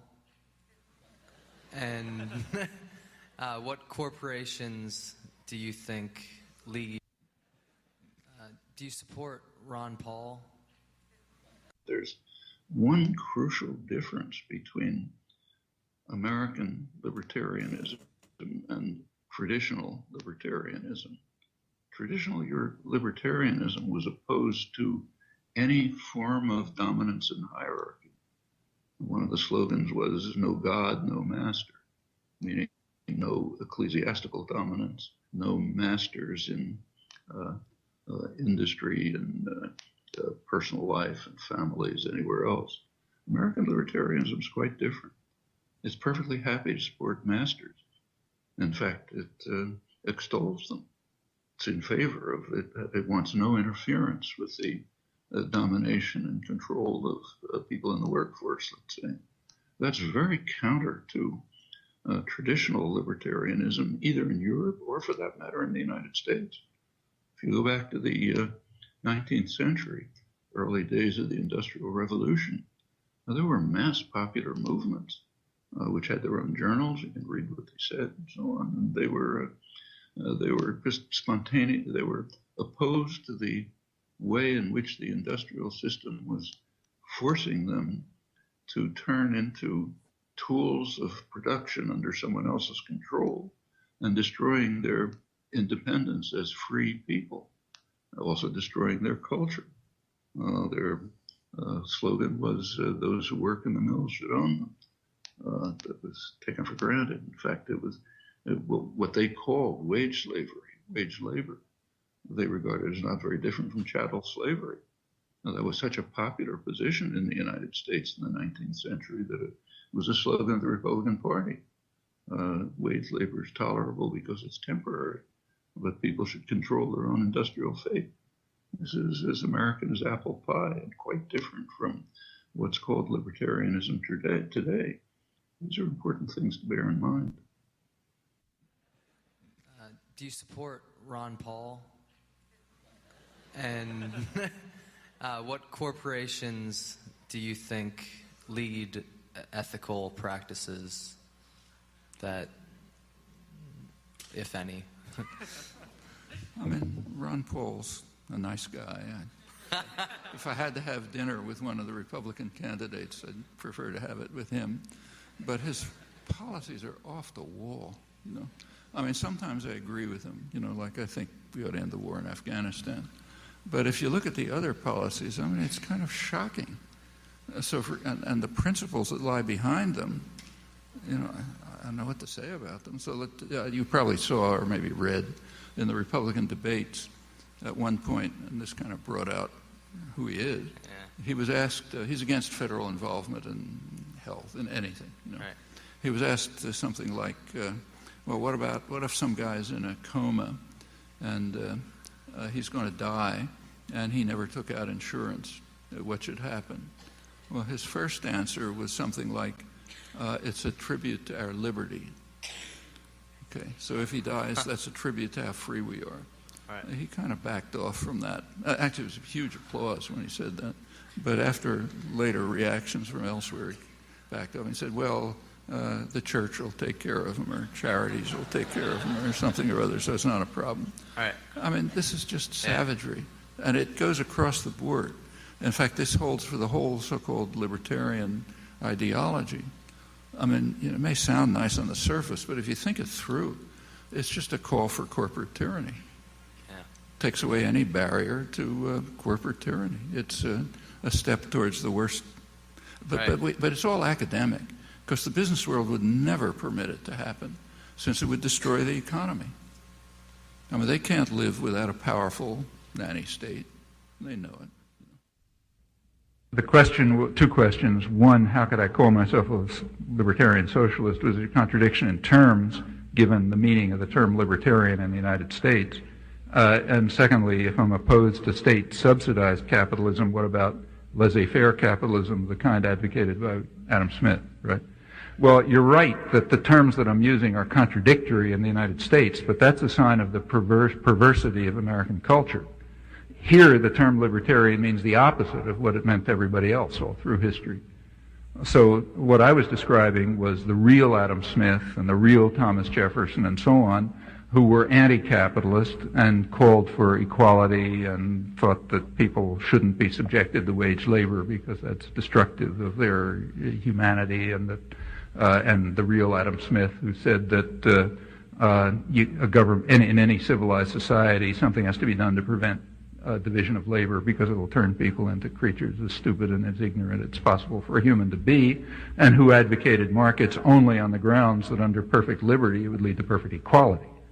Okay, that's the traditional libertarian tradition that I've been talking about, and in that sense, yeah, I'm a libertarian. The U.S. sense is quite different. Here, every word has taken on the opposite of its meaning elsewhere. So here, libertarian means extreme advocate of total tyranny. That's what libertarian means here.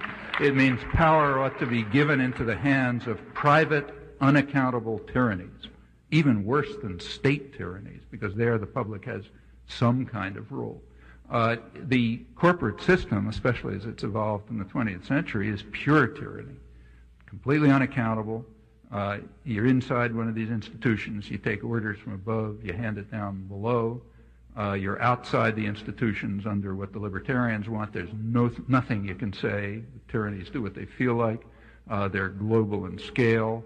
I mean, this is the extreme opposite of what's been called libertarian everywhere in the world since the Enlightenment. And that's what's called libertarian here. So yeah, it is hard to talk here because you can't use words like libertarian or conservative or anything because they've all come to take their opposite meaning. As for Adam Smith and Wealth of Nations, well, first of all, the idea of a unsubsidized, not state-subsidized capitalism, we don't even have to bother talking about that. It has existed. It exists in a good part of the third world, which is why the third world looks the way it does. It has never existed in any developed society for a very simple reason. The wealthy and the powerful won't allow it, just as Adam Smith understood. They will use the levers of power to make sure that state power subsidizes them. That's why England developed, that's why the United States developed, that's why France developed, that's why Germany developed, that's why Japan developed, and in fact every developed society has developed just that way. That's one of the cliches of economic history. So we don't have to talk about that because it's non-existent, it never will exist, except for people who have it rammed down their throats. Now, am I in favor of it? That's another question. Like in some mythical world, would I like to see laissez-faire capitalism? Well, only under the conditions described by Adam Smith, the real Adam Smith, the one who wrote Wealth of Nations, not the one you worshiped before, but the one who wrote it. And if you look at his argument for markets, it's pretty clear. I mean, maybe the argument's right, maybe it's wrong, but it's clear what it was. The argument was, I repeat, that under conditions of perfect liberty, markets will lead to perfect equality. That's why markets are good, he said. They will lead to perfect equality, and they will not force people to subject themselves to outside orders, so they become less than human, so that, the artisan recedes while the art improves, as de Tocqueville put it. Yeah, if that were possible, maybe so. But it's not in the cards. And I don't know if that argument works anyway. It probably doesn't. You know, the argument was fallacious. But the goal was clear. The goal was a society based on Enlightenment values, which is just radically opposed to what today are called libertarian values here in the United States.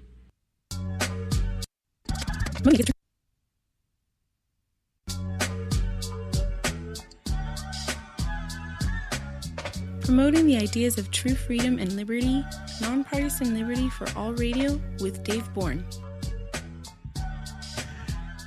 And that was the beautiful voice of Katie Reyes, bringing us back from a speech by Noam Chomsky, or I don't know if I call that a speech, but, well, he was giving a speech, and I guess people were asking questions, and that was just a clip. There were actually two clips in there. So he calls himself a leftist libertarian or a left anarchist.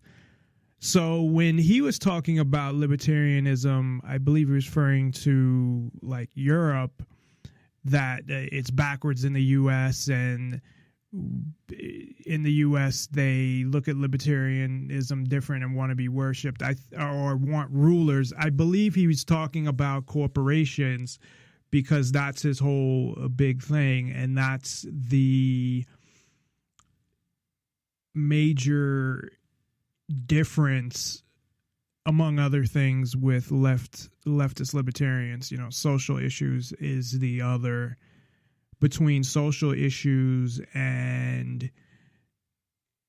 the type of economy is a big thing. So he and I think it's an extreme position to say that libertarians, true libertarians that, you know, don't believe in government, want rulers is insane, because we believe in free markets. Now, I never refer to it as capitalism because that's another word that has been corrupted, or whatever you want to call it, because right now it is not, there has never been capitalism within the U.S. There's this crony capitalism. There's, even when there wasn't, which I believe there always probably was. I mean, I can't speak to, 100 years ago or before that, but there is still a mixture of socialism and capitalism, and, it's not now I look at it as total crony capitalism, but even before that, it was never free markets. Essentially, we never had free markets, because to me, the definition of free markets is exactly what we're saying. They're totally open. There's no restrictions on them. There's no licensing by the government or any permission by the government. If I want to start a business right now of whatever, I can do that. I don't need the government's permission. I don't need to get any permits or register anything or do anything like that. I can just start my business and that's it. Now, in some ways, it's better to go through the government, of course, and incorporate your business because of the liability. And corporations is something that was created by the government. It's a government creation, really, a corporation. It's just about liability, that your personal assets aren't liable. So if there wasn't a government, there wouldn't be corporations. So in a free market, there really wouldn't be corporations neither. It would depend on the agreements between businesses and people, and because simply saying I'm not liable in a society, organized society without government, wouldn't fly unless you agreed to that. So, and I know it's it's different depending on, if you're going into a store and buying something compared to signing a contract to buy a house or a car or a huge service that they're providing for you. Larkin Rose had a great line that he said about when people ask, how would this be done and how would that be done? And basically, like, I don't know how everything would be done, but does that mean that we couldn't have a society without government? Because I don't know how every little thing would work. And I'm missing a part of that because he had an analogy within that as well that I don't remember that was really good. But within a free market, they're leaving out all these things that would not exist that cause for crony capitalism. And what they do is they look at what is going on now with all the corporations, and people like Bernie Sanders do this too, and they say, look at capitalism, look what it's done. And corporations run the government and get away with whatever they want and all of this stuff. And they fail to, again, recognize the fact that, corporations are government creations.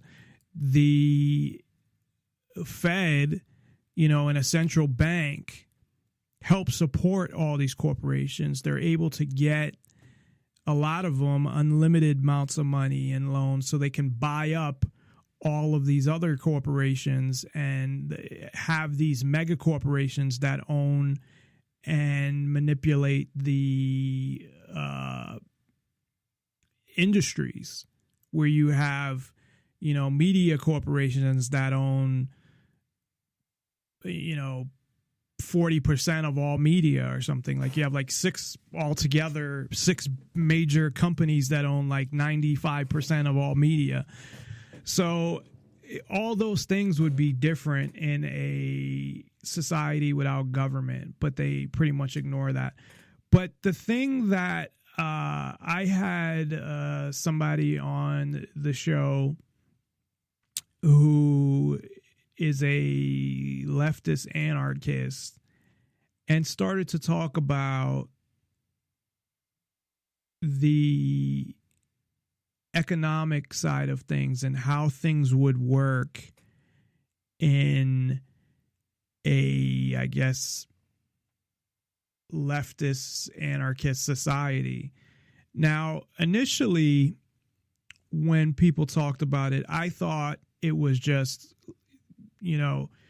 they would get their people together, all the whatever you want to call them, libertarians, leftist anarchists, anarcho-leftists, whatever, and get them all together, and that they'd create their own town or city or something along those lines where they'd have their own socialist society.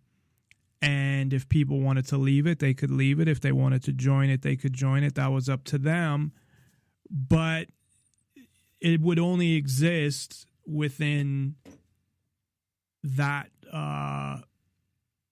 part, whether it was a state or a city or a small part of, say, the country, which would no longer be a country, but this area of land. Now, and that's fine to me. Whatever, as long as you're not forcing somebody to do something and you're not using coercion and everybody agrees to be part of that, then I didn't have a problem with that. So to me, it was like, hey, if you don't want, as long as you don't want a government and you want to start your own communist group, that's fine, or socialist group, that's fine. But then what he had gotten into was this whole idea of co-ops, which I don't have a problem with neither. There are some businesses now that exist as co-ops. So if people wanted to start co-ops, that's fine. But the goal was to eliminate any other business and to do it in a coercive way. Now, because their idea is, well, there shouldn't be any oppressive entities and there's more than just government. So businesses can be oppressive entities as well. And I don't think they can without the help of government, really, but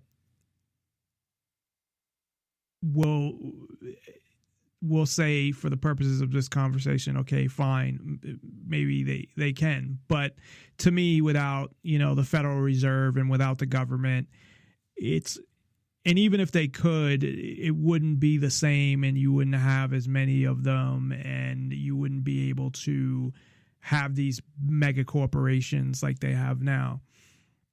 So it was essentially that if you tried to start any type of free market business, even though, and let me get back to the definition of a co-op from what I understand it. So, and they talk about this now, basically that everybody owns the business, that everybody should be paid like an owner. So even if you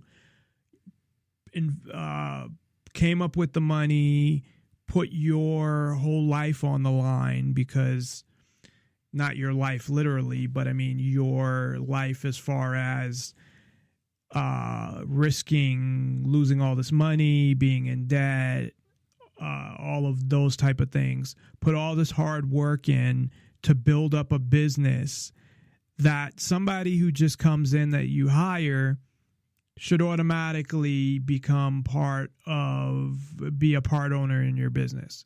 So everybody that works for the business is essentially a part owner in the business, which I think is ridiculous. Now, if that's something that people go in and build it together, I totally understand that. And if somebody wants to, or a bunch of people want to get together and have a co-op, and this is the difference between what I believe in and what I define as true freedom and these leftist anarchists, is that they essentially want to force through really coercion, because they want to boycott and get no one, if it's not a co-op, to make it impossible for any other business to exist. So even though they're saying that, well, we are against any oppressive organization or any organization that can wield power over others, or that whole type of thing, that's what they want to become, because that's what they would be doing.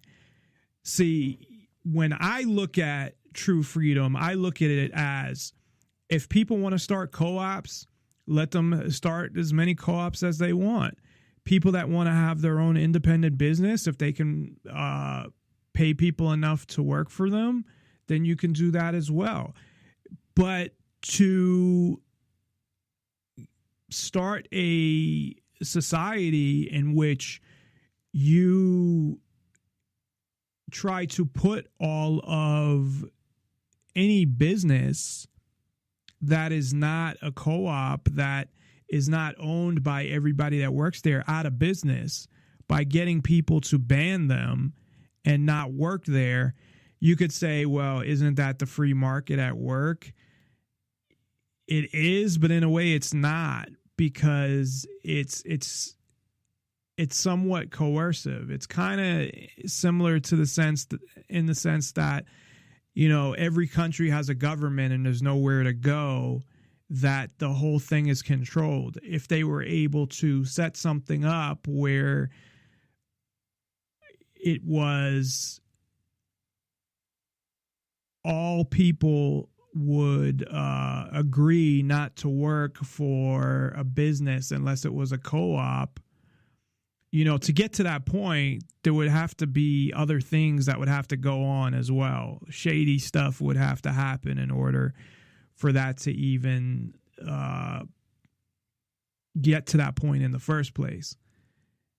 And the more he started talking about this whole thing of co-ops and forcing people, and why would anybody need a business that's not a co-op? And, you know, but if you need people, then they have to own part of your business. And this idea that you put all this work and first of all, before I even get to that, some people have a warped sense of the difference between a corporation and these small private businesses, that they think every small private business is rich and they're making all this money. I mean, there are people that are barely surviving that own restaurants or own bars or own small businesses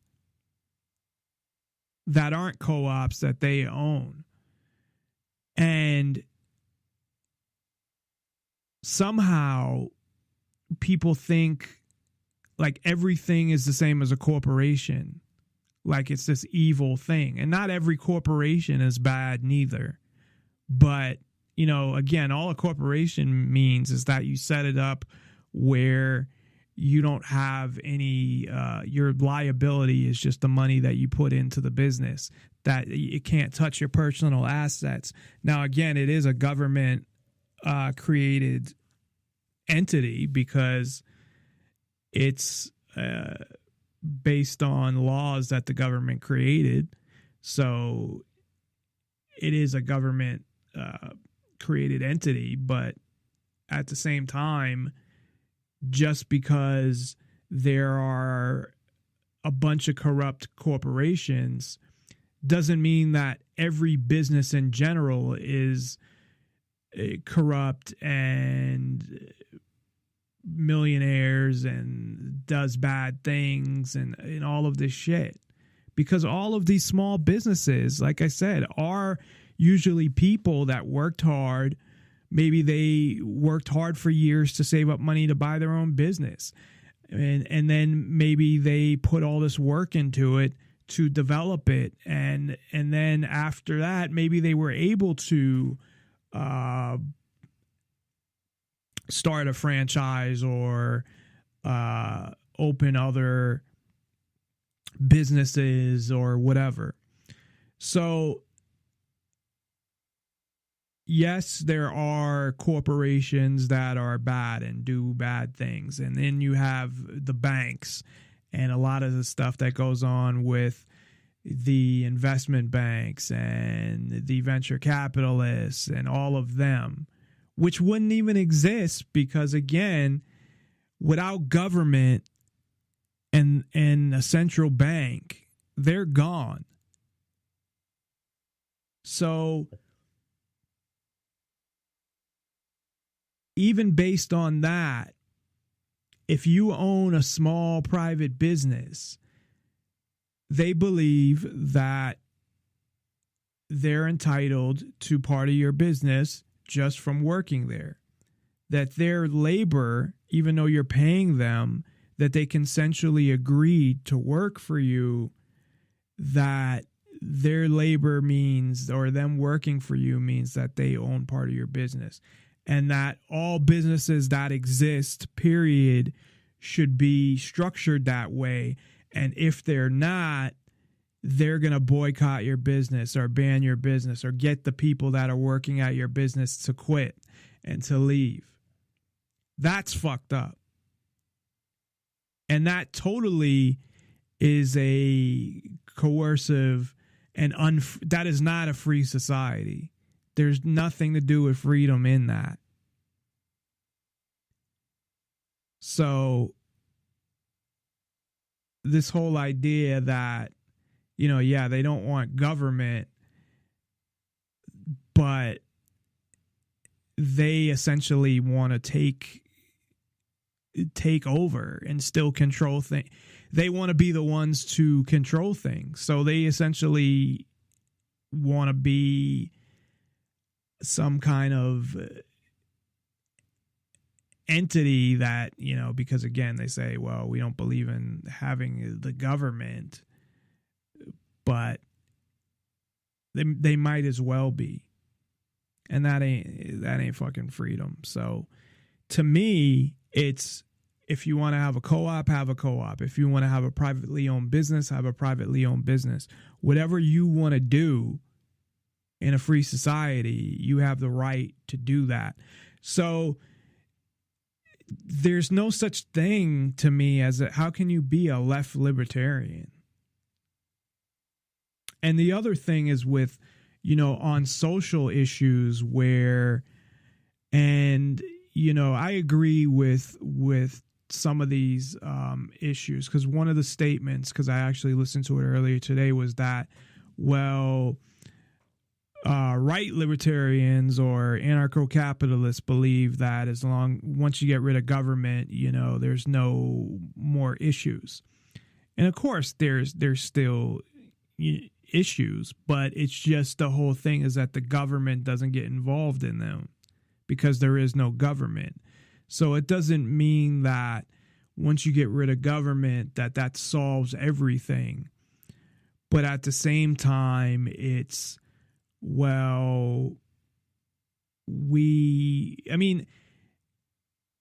it doesn't seem realistic for them to accomplish what they want to accomplish without having essentially some form of unofficial government. It might not be an actual government, and they might not call it a government, but having some kind of controlling some controlling group that is oppressive and violates freedom. So to me, they're not libertarians. They're just plain old fucking socialists. They just don't want the current government, really, when you look at it. And they don't want a government per se. They want the group of people that all adhere to the same ideas to run things together, but to still run things. And if you don't agree with their ideas, then you still have to abide by their society, is essentially the conclusion that I come to when it comes to left libertarians. Now, I could do more research on that and read more of Noam Chomsky and those type of people, and maybe I will in the future. But from what I got from this person who I know has studied these people and believes this stuff, none of that is freedom. It's totally contradictory to freedom. And really, to me, again, it's people acting as the government, but they're still forcing other people to adhere to their ideas and to their form of government. Not their form of government, because it wouldn't be government, but to their form of society. That's how I see it. And I didn't think as badly, I really didn't have an issue, period, with people that called themselves left libertarians or left anarchists because they said they didn't want government. And initially it was, we don't want to force anything on anybody. We're just going to live. And it was more me interpreting it that way and asking, like them just starting their own group of people or little town and living the way they want, but not forcing it on anybody and not making other people live that way. But I think it wouldn't be that way at all. And that's why I think that if there was some kind of revolution where the left libertarians got control of things, that would be very scary, because I believe that they'd push their society on other people, and there wouldn't be a government, but you'd have to adhere to their ideas. So essentially it would be like a government, but it wouldn't be a government per se. So the more that I thought about that and looked into that, the more, or I guess less, that I view them as having similar ideas to mine, because they don't at all, except, certain social issues like drugs being legal and things like that. But they're just as different as progressive Democrats.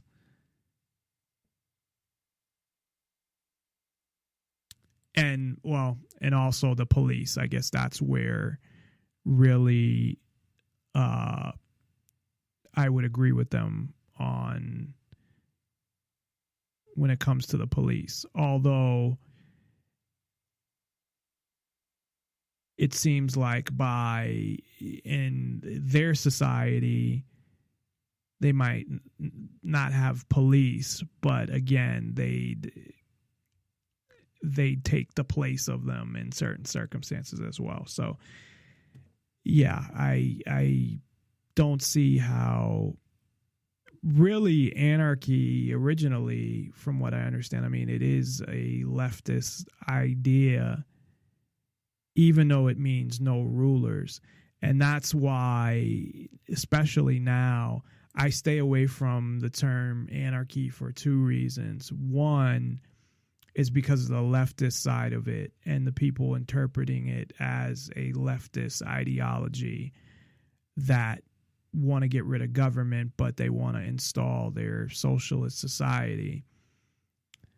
And the other reason, of course, is because the total chaos idea, that really it means violence and total chaos and all of that stuff, and it doesn't. It just means lack of rulers is really what it means.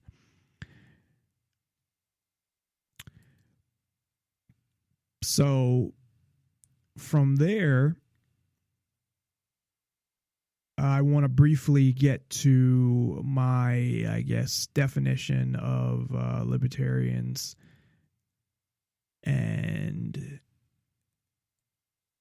we've already gone a little late, although I had to start a little late technically, as I restarted the show about 10 minutes in, but we'll talk a little about that and then probably end the show. Before that, let me talk about the Libertarian Party people. The party people. So you have, and I've known people like this, and I've talked to them about it as well. And they're essentially minarchists. And what a minarchist is someone who believes in limited government or minimal government. And maybe that's why I don't know the history of the word, if it's Latin or something, or if that's where the minarchist has anything to do with minimal, but they believe in minimal government or limited government. Now, how much really differs on the person. So you can't really get a idea of, well, okay, you want limited government, but I'm sure when it comes down to specific things that there's disagreements on how much government you want. Now, I know there's a platform within the party that kind of goes into that, and a lot of the things are agreed upon, like, the legalization of drugs, and some people go to the point of just government just to protect your rights and freedoms, which that's really what it was supposed to be in the first place. But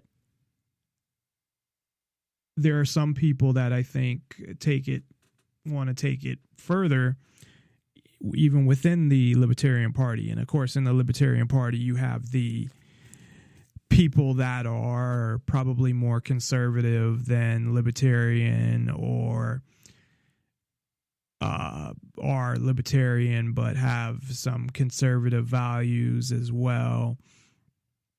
But the idea was that the Libertarian Party was supposed to be, agree with the Democrats on social issues and the Republicans on financial issues. Basically, the freedom side of, although, the Democrats or progressives, I mean, none of them are talking about legalizing drugs, and other issues that have to do with freedom socially. The basic focus has been things that they've seemed to create to divide people, like women's equality and race issues and things like that. But so I don't know that the Libertarian Party really agrees much with progressives on social issues anymore. The police maybe, but same thing. When you actually get to the people in the Democratic Party and politicians, they don't speak out against police. They don't say anything really about drugs, even marijuana or cannabis. But I think Bernie Sanders might have mentioned cannabis. If they do, that's as far as they go, and that's it. So I don't know that the Libertarian, and that might be another reason why they're trying to say, Democrats, that the Libertarian Party is Republican-like, that it's more like Republicans. But I guess when you look at it that way, it would be closer to, well, no, because the Republicans are against drugs, abortion, any freedom that has to do with a social freedom. But so the Democrats are against social freedoms, or don't really mention them neither, except they support positive rights. There's this whole thing between, you have negative and positive rights. And positive rights meaning I have the right to health care. I have the right for you to do something for me, or the government do something for me that I'm owed because I don't have enough money to pay for something myself, or I have a bunch of kids and I can't afford them, or I have the right to a living wage. The fact that people can even buy into this shit it shows how far down things are going. It's crazy. And you had Gary Johnson mention women's equality. And I have heard that, even though I didn't hear him really say anything in any of the debates, I heard that he was more, I guess, with the progressives on some social issues that don't have to do with freedom. Because I only agree when it comes to issues that have to do with freedom. You know, I agree on gay marriage. I agree on, well, the other thing that he said was regarding forcing churches to marry gay people. Now, personally, and this is where, and what's her name? Kathy Borowski. I played the clip I played that she was in. It was the girl who said, well, this person will say this on drugs, and then this person says this. And basically what she did was, this person says, I want drugs to be legal because I want to do them. This person says, I want drugs to be legal because I feel people have the right to do them. And that's where there's that whole difference where people that aren't ignorant realize that it's not just about you, and laws shouldn't just be based on your interest. And I hate when the Democrats do this all the time. They're like, people are not voting, or progressives on their shows on MSNBC, people aren't voting with their interests. They're not voting for, you know, people who would make their life better. So it's like, even though it's wrong and it would destroy the country or whatever, you should vote for that. So essentially, she's saying that you believe in people's rights to do something. And that's my whole thing, where it has nothing to do with whether I personally want to do something or not. It's all about people's rights and freedoms to live how they want to.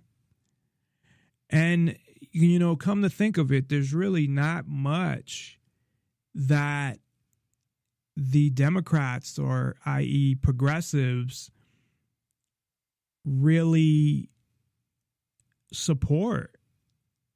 Besides, you know, gay marriage I would put in there. I wouldn't put that as a positive right, because I look at that as you have the right to marry who you want, or you have the right to date who you want, or have sex with whoever you want, you know, as long as it's consensual, and have what other kind of relationship that you want, whatever.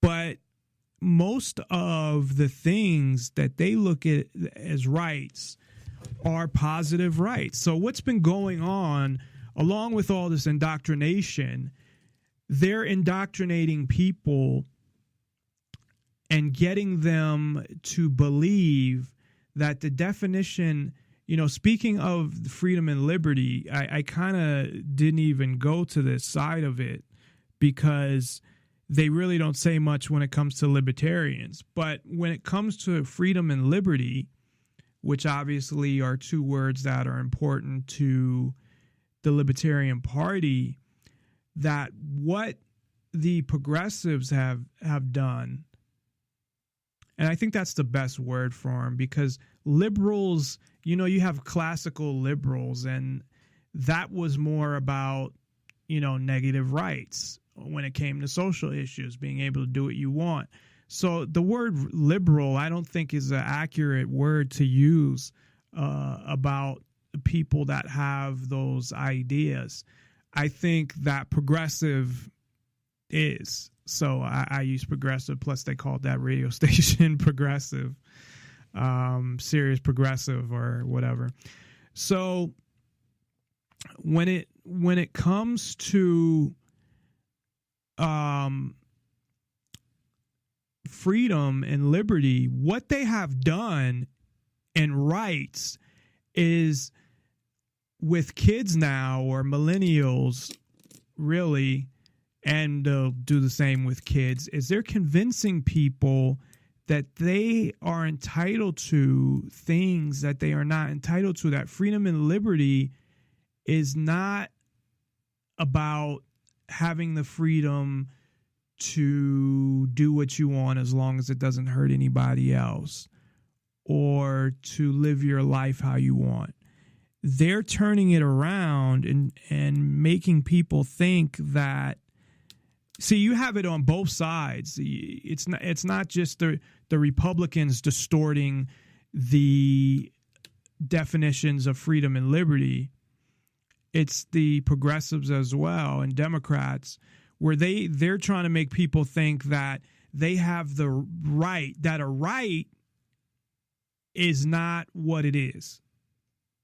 Meaning that you have the right to force somebody to do something for you. You have the right to receive something from somebody else. That violates their right, is what it does. So, although personally, somebody who, and we'll talk about a business, because I guess with religion it's different, because, you know, I would say that if the church supposedly, and, you know, they ignore what they want to ignore and they believe what they want to believe, and I don't believe in organized religion, period. But I do believe in their right. If they don't want to marry gay people in their church, they shouldn't have to, that it's their right to decide. However, I don't agree with them. Although when it comes to the religious side, I don't really think about it. It's more when, you know, like, I don't think people should boycott a church because they say that's their religious belief. But they can if they want to. But I think it's more about like the people that sued because they wouldn't make a wedding cake. I personally think it's fucked up that a business won't serve somebody because they're gay or because they're gay and they're getting married. Who gives a fuck? And what you have now is, I think you have people doing it on purpose at places they know that will deny them, and so they can either file a lawsuit or get them in trouble or whatever. But I mean, what you do in that situation, to me, this is the same example. Is they're saying you have the right to force a business, to force a person, essentially make them your slave in a way, because you're forcing them to perform an act for you that they don't want to perform. Now, I believe it sounds like sex, like perform a sexual act, but I don't agree with them. I think it's fucked up. If I had a business, I wouldn't refuse anybody. At least not on the grounds of race or sexual orientation or anything like that. Like if somebody walked in falling over, or somebody walked in naked, or, you know, things along those lines, or was causing a disturbance. But I wouldn't not serve somebody or not make a wedding cake because somebody is gay. Who gives a fuck?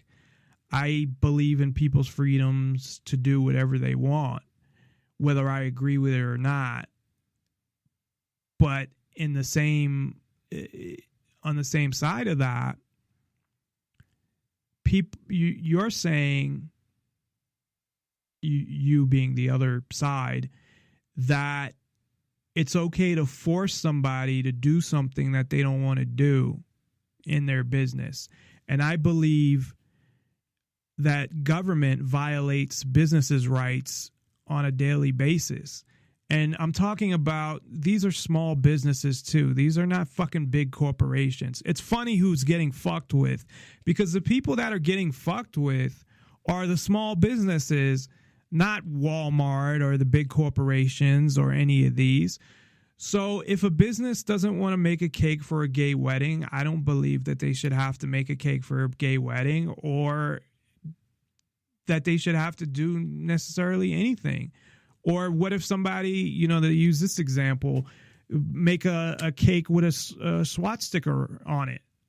If somebody comes in and says, I want a Nazi cake, I wouldn't make a fucking Nazi cake if I had a cake business. And nobody would say anything about that. The whole thing is you can't pick and choose and say, like freedom of speech, you either have it or you don't. So if you say you have to make a cake for a gay person's wedding, then you have to make any type of cake that anybody wants. You can't pick and choose when you serve somebody and when you don't.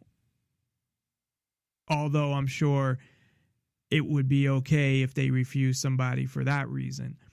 But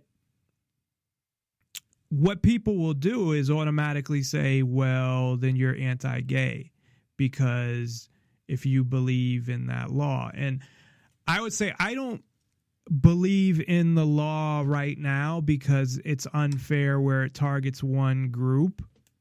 But in general, I think businesses have the right to refuse service to anybody for any reason.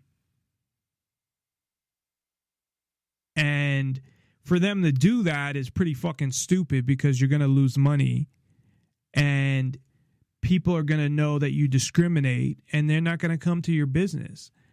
I'd rather know who the businesses are that discriminate so I know not to go there. They're going to be the businesses that go out of business. So why would you want somebody to make a cake that you know is doing it because they're being forced to, but they don't like, I wouldn't say they don't like you, but they're against what you're doing. And then who knows, they could like spit in it and shit. Like, fuck that, man. I would rather know that this business discriminates. And then if people want to boycott a business, they can boycott a business. But just by word of mouth, they could end up going out of business. And then they're going to lose money on it too. So it's just, it's stupid.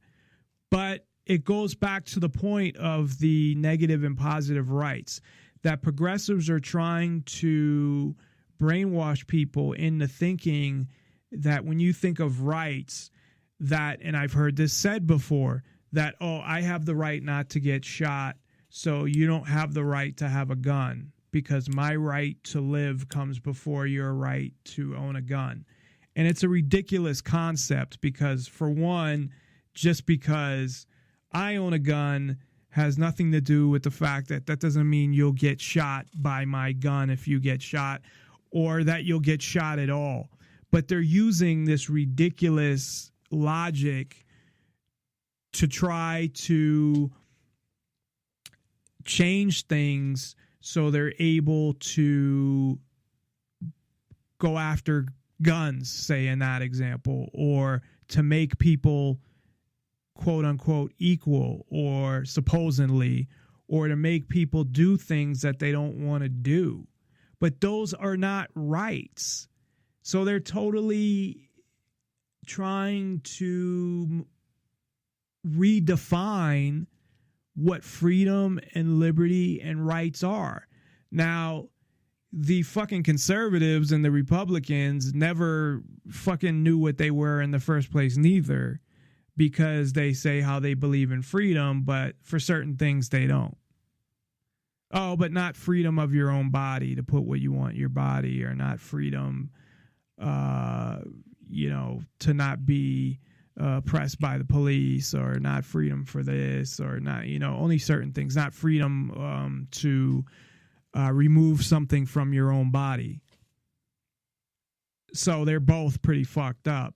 But this whole positive rights thing is really scary, I think, in a lot of ways. And it's something that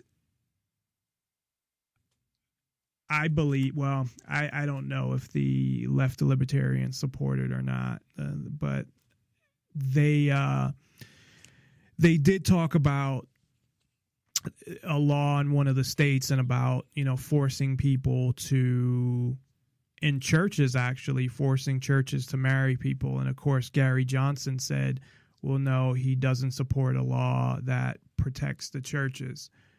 And the other people were saying that they do, because it comes down to freedom, and that's the one thing that I can say when it comes down to it, that I'm consistent when it comes to freedom.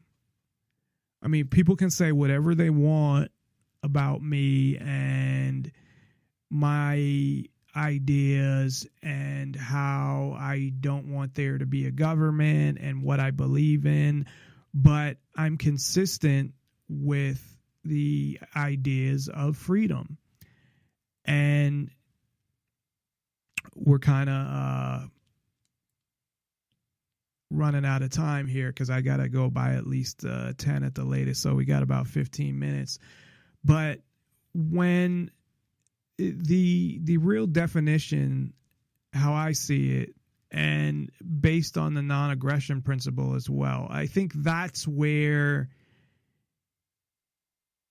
you come to the conclusion, or you can come to the conclusion, which most people that believe in the non-aggression principle and don't believe in government, or are voluntarist or anarcho-capitalist, or any group that doesn't believe in government,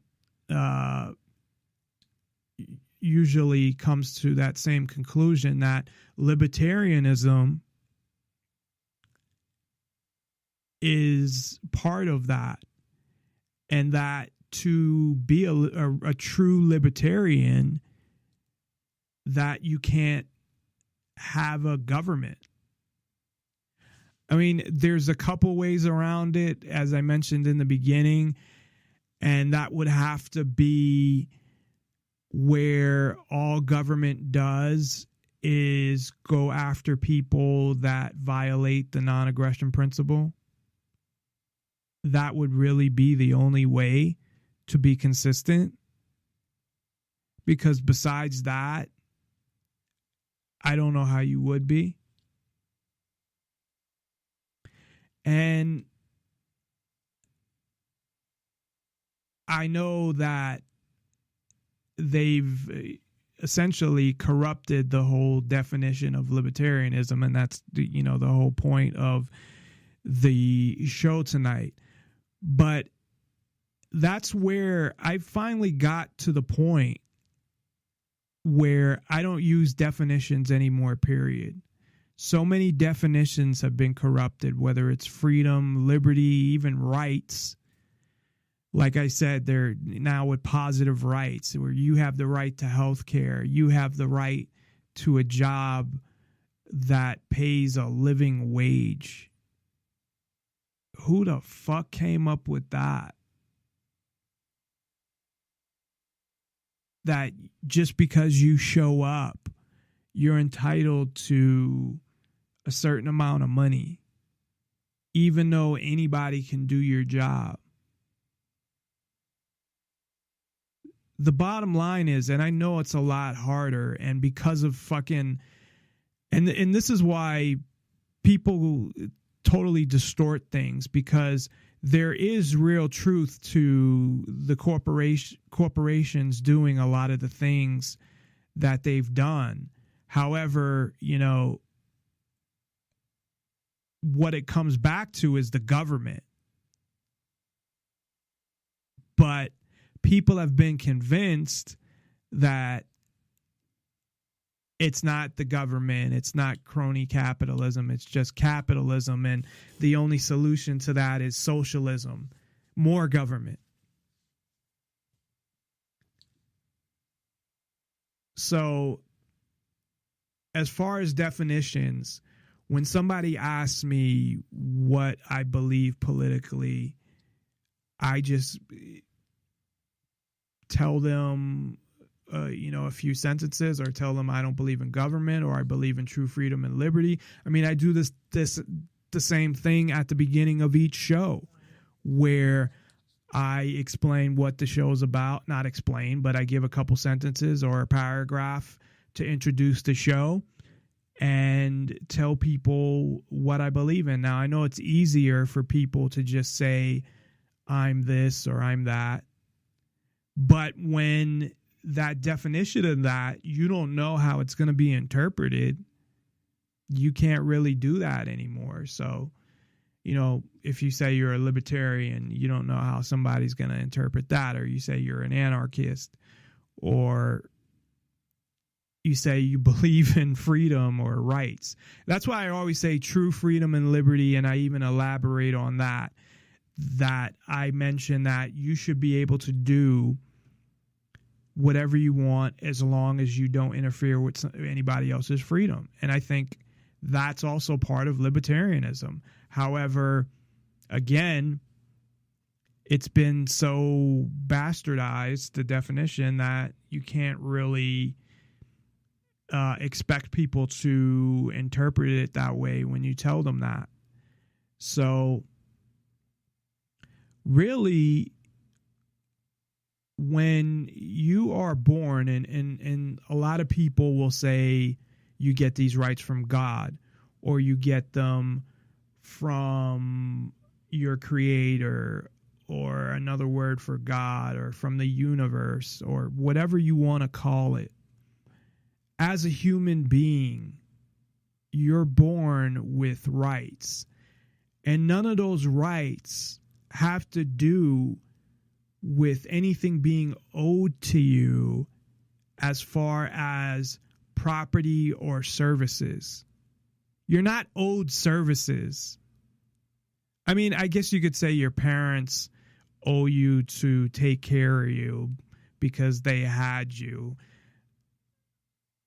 But that's more of a moral thing. It's not because technically they could just give you away for adoption or whatever. But I would say it's a moral obligation, but that's a whole nother issue that I don't even want to get into. But essentially, nobody owes you any services or any money or anything that has to do with them doing something for you. But when you're born with rights as a human being. You're born with the right to defend yourself. You're born with the right to do whatever you want with your own body and put whatever you want in your own body. You're born with the right to do whatever you want as long as it doesn't directly interfere with somebody else's freedom or their property or damage or do anything to their property. There's a better way of saying it that I've heard it said, but I can't think of it right now when it comes to property. But that's what you're born with, and it doesn't come from government, which people are being brainwashed and indoctrinated into believing that these rights come from government. It doesn't come from the Constitution. It was put in there to try to make sure, some of them were put in there to try to make sure that they weren't violated. But freedom of speech, the right to own a gun or any weapon, it goes along with the right to self-defense, the right to travel freely. All of these rights that you are born with are being not only being violated by the government on a daily basis, and I'm not saying every person's rights are being violated on a daily basis. I'm just saying they're violating people's rights every day. But they're trying to convince you that you don't have these rights, a lot of them, that they come from the government, and you have all these other rights that directly come from the government, like the right to health care, like the right to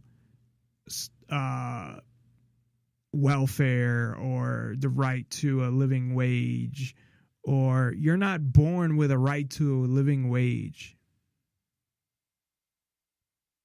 And it has nothing to do with the Constitution. It's the fact that as a human being, you're not born being owed things. Yes, you have the right to go out and earn things and travel to get them and defend yourself to get them and use your free speech to obtain them and any other right that you have to try to get these things. But you're not owed. And that's where the government comes in, because they're saying that, oh, these are rights that you have, but these rights come from the government. Even though they want to say like freedom of speech does too, and all your rights come from the government. But they're creating rights, as that's what they're calling them. You know, they're not real rights, but they're creating these things that they're calling rights that do come from the government. Because in order to get a living wage, the government has to do something to make it happen. With all these other rights, the government doesn't have to do shit except not get in your way or not stop you. That's the difference, is you're born with all these rights and you automatically have them. But the government is the one that is coming in trying to stop you from using them. With these positive rights, you're not born with them. The government has to do something and go up pass a law to make it happen. You don't have to pass a law to have free speech. You don't have to pass a law to defend yourself. You don't have to pass a law to have freedom of travel, freedom of movement, to put whatever you want in your own body.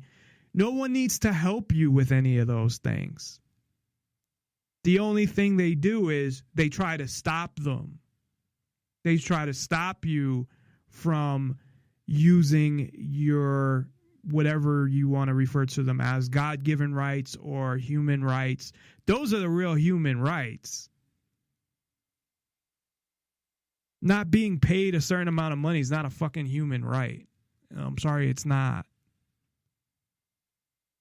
But they've manipulated so many people, and I see that, you know, I said yesterday how on one side I see more and more people opening their eyes and seeing in what the government is doing and realizing what's going on. But then on the other side, I see the same thing, more and more people being indoctrinated and the ignorance and being more people becoming status, essentially. And even on the side of realizing what the government is doing, some people still end up coming to the conclusion that it's the government, like with corporations. Oh, it's the government that has to come in and help us, even though the government is responsible for the problems. All the regulations, for one, you have companies that are leaving. Well, why are they leaving? We have the highest corporate tax rate in the world. I mean, things like that. It's insane. So I will continue to explain or to summarize what I stand for and what I believe in without using some word. I'll make up my own, like something with Bourne in it, I guess, because of the movies. The Bourne identity. The Bourne identity is true freedom and liberty and being able to do what you want as long. Actually, you know what? I'm going to post that on Facebook. The real Bourne identity. That's what it is.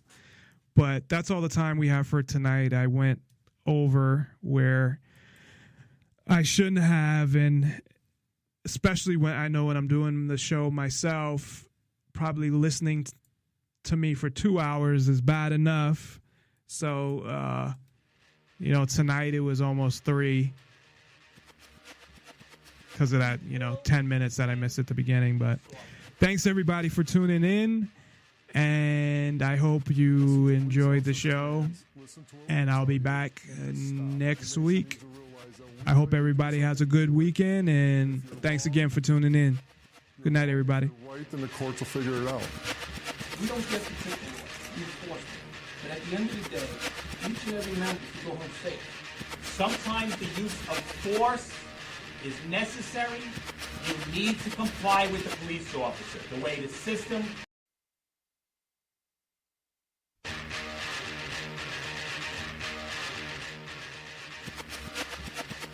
we will defend these police officers. Listen to police officers' commands, listen to what we tell you, and just stop. The nation needs to realize that when we tell you to do something, do it. And if you're wrong, you're wrong. If you're right, then the courts will figure it out. We don't get to take the enforcement, but at the end of the day, each and every member should go home safe. Sometimes the use of force is necessary. You need to comply with the police officer, the way the system was meant to be. Comply with the orders of police officers. Resisting arrest is a real and dangerous crime. Nonpartisan liberty for all. I'm sorry, we are back. I had to restart the show over. We had some audio settings off, and that's really what it was. Basically, when I was listening to something else, I have all my settings set up, and it automatically defaults to my settings. And because I had something open where I record directly to, it didn't default to my settings until I actually plugged something else in, and so the settings were off. And I think they were actually off yesterday as well, but the show seemed to come through okay. So thank you for listening to Nonpartisan Liberty for All. It is April 4th. April 14th, 2016, and I'm your host, Dave Bourne. That just kind of threw me off that I had to kind of restart the show there. And we're coming to you live from Las Vegas, Nevada. Thank you for tuning in to Nonpartisan Liberty for All. We're on weeknights, Tuesday through Thursday at 7 o'clock Pacific, 10 o'clock Eastern. And you can listen live on Spreaker.com and nonpartisanlibertyforall.com. And to the archives immediately following the show on Spreaker, YouTube, Twitter, and SoundCloud. And the next day on Stitcher. On Nonpartisan Liberty for All, we promote the ideas of true freedom and liberty and self-ownership, meaning being able to do whatever you want as long as you respect the freedom of others and don't directly interfere with their freedom, exposing government for what it is, a mafia based on extortion that rules without consent by threat of force and violence. We are happy to hear from you. If you are out there listening and have something to say, you can reach us via phone at 702-470-7664. That's 702-470-7664. Or on Skype, username Nonpartisan Liberty for all one word, and just send a contact request with your name and what you want to talk about. And check us out at nonpartisanlibertyforall.com, which links to all our Facebook pages, all of our other social media, as well as our contact information and more. You can see some pictures with some bruises all over me as well. Fun stuff there at nonpartisanlibertyforall.com. So tonight we're going to talk all about libertarianism and the Libertarian Party as well. Now I got to change back something I had off. And okay. So, and again, I apologize for anybody who started I apologize to anybody who started listening from the beginning and then I had to stop and restart the show there, but hope for cops and standing up to cops, essentially similar to what Larkin Rose was doing, where he'd write articles about when cops got killed and how they deserved it or things like that. And I didn't agree with everything he wrote, but it was something that needed to be talked about. And I didn't have a problem with him expressing his opinion on how he felt about the police. And that's what I respected him for. But now I don't even think he talks about the police really when they come up, which is barely. It's kind of like he defends them, I guess, unless it's, a white person or something that they have an issue with. But he doesn't seem to talk about them at all, really. So I don't know if it was because of his incident where he pulled a gun on somebody and the cops showed up or what. But anyway, that's really all I got to say about him. Again, I don't hate the guy. I mean, best of luck, I guess, although I disagree with a lot of the things that he says. And I know some of it's still, part of his character, but it does go to a point where I would call it racist. Again, I definitely think that word is used way too much, where it's thrown around like crazy, and just for discussing race, you could get labeled a racist. So I think that part of it is crazy, but with him, I think he kind of fits that definition. But anyway, so that's another show I'm done with, and I'm pretty much, when it comes to conservative shows, now that I don't have Sirius anymore, because I used to listen to the progressive shows too, because I wanted to hear what they were going to say. And almost every show I listened to, I pretty much hated, except for the freedom shows, or whatever you want to call them, the liberty community type shows, like Free Talk Live, of course, and other podcasts that I would listen to here and there. Some of them I didn't think were great, but I didn't hate them. I would listen to them and, kind of critique them in my mind and think about, things they need to improve on. And it also would help me with my own show on things that I need to improve on, and learning from different things different people are doing. And so I don't really do that as much neither.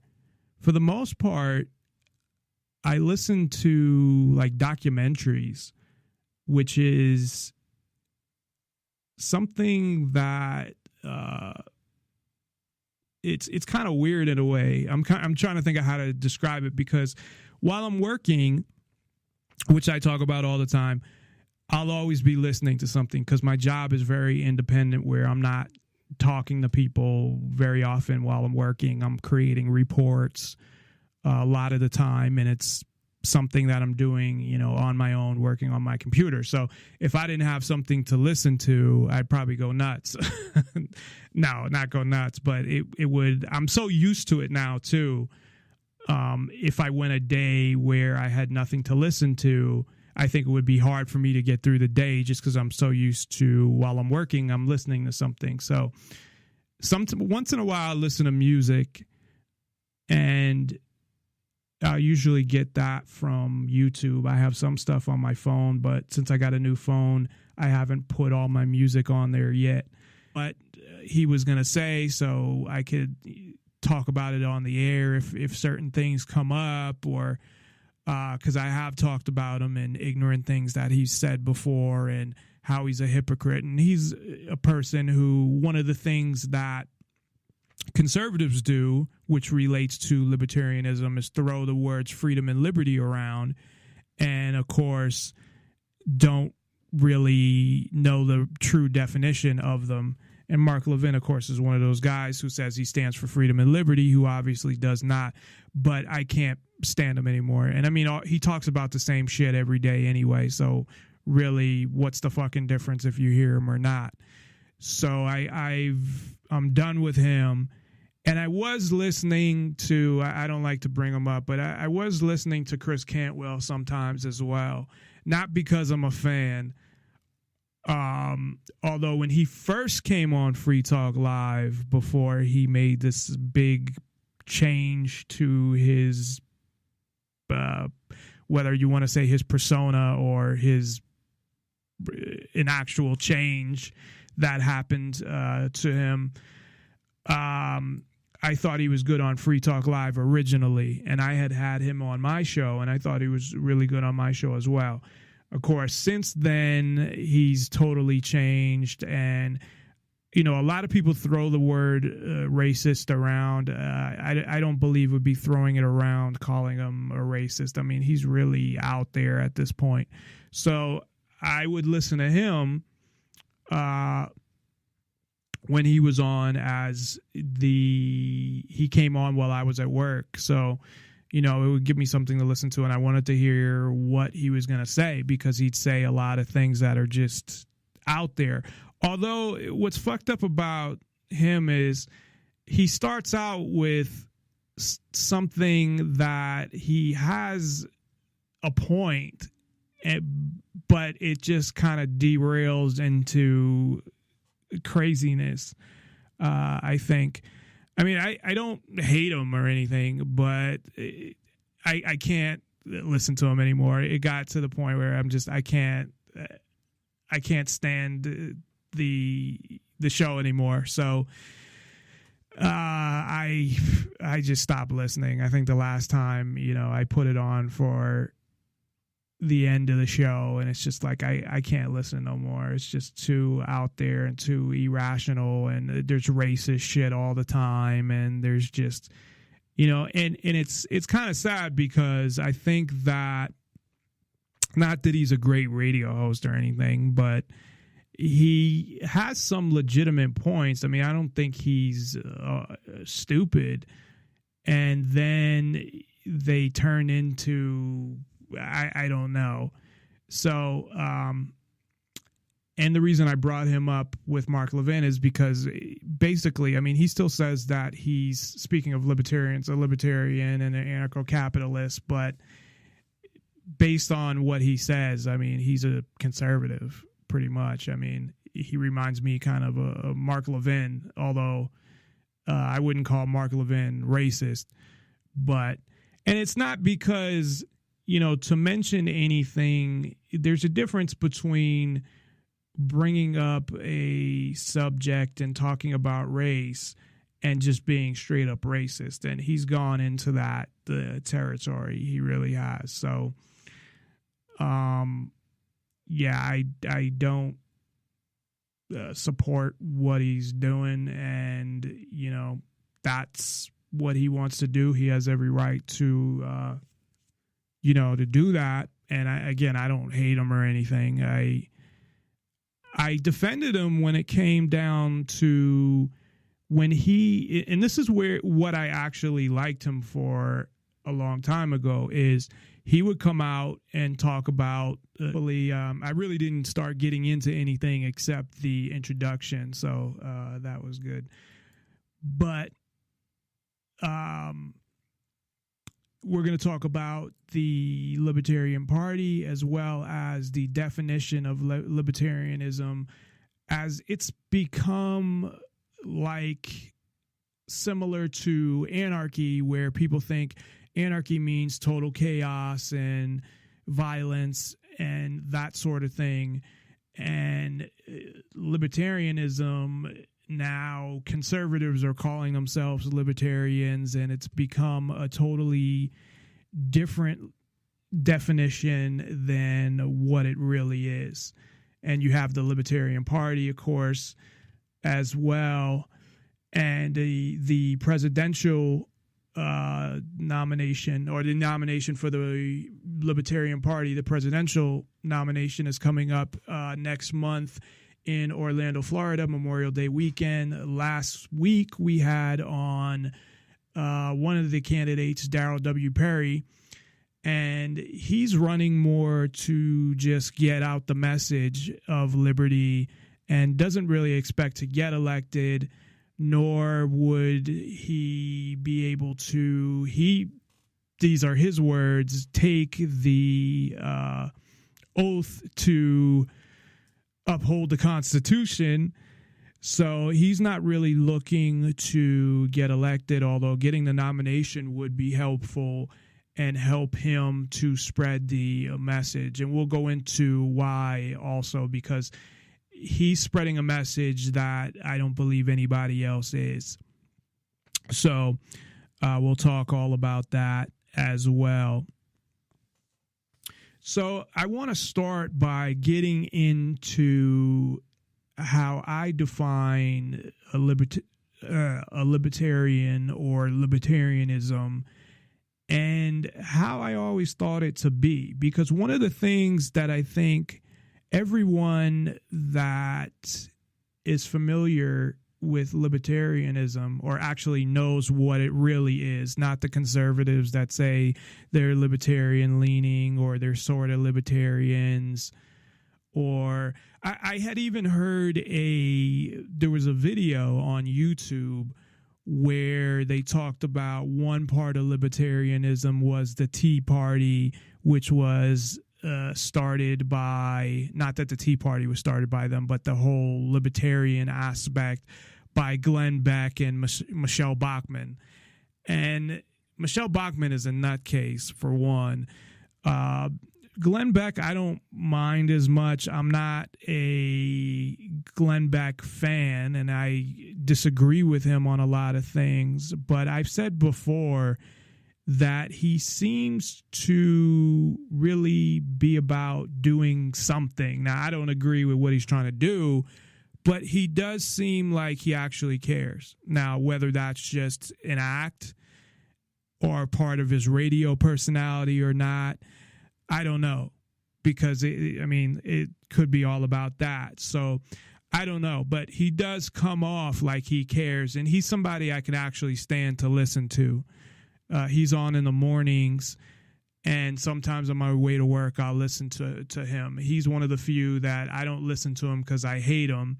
Again, I don't agree with a lot of the stuff that he says or stands for, but the majority of conservatives, if I listen to them, it's because I can't stand them and I want to see what they're going to say. And I stopped listening to the ones that I was listening to that I really can't stand. I stopped. I couldn't. On my way home, Mark Levin is on. The Constitution. I can't listen to him anymore. It's that was it. I wanted to see what, and I have a lot more free space on this phone too, so I need to put more music on it. But with YouTube, it's great because I can find something long, like a documentary on, say, like libertarianism. Whatever I'm doing my show on, I can find either a playlist or a long documentary. Just let it play while I'm working, and that's what I listen to. So it, of course, there's a lot of stuff that I don't catch, and because I'm focusing on what I'm doing. But in between, when I'm running reports and stuff like that, I'll, I guess, be able to pick up more information than when I'm totally focused on creating a formula. Or I don't want to get into all the specifics of my job, but so I won't pick up everything, obviously, but it does help with show prep because I am able to listen to stuff that relates to the show. So that's always good. But I don't really listen to radio shows anymore for the most part. I haven't in a while. I listened to, I was listening to some episodes from the Rebel Love Show because I had their host, Rob Matthias, on last night. And then I listened, I think, to a couple shows just to listen. I used to listen to them a lot more. But like I said, now I'm just listening more to documentaries and interviews and things that are long that I can just let play and just get to work. So anyway, the definition, I totally went in another direction. But what I was going to say was that with libertarians, or true libertarians, that they base libertarianism on the non-aggression principle, which essentially is that you will not aggress against anybody else. You won't, say, like, attack anybody. You can defend yourself, but you won't steal, you won't damage anyone's property, and you won't aggress against them personally. Now, again, you can defend yourself, but when it comes to the initiation of force, you will not be the one who initiates force. And in the case of the government is always initiating force against everybody and almost everything they do. So when you look at that and think about the fact that the government is initiating force and violating the non-aggression principle, that you can't support government and be a libertarian,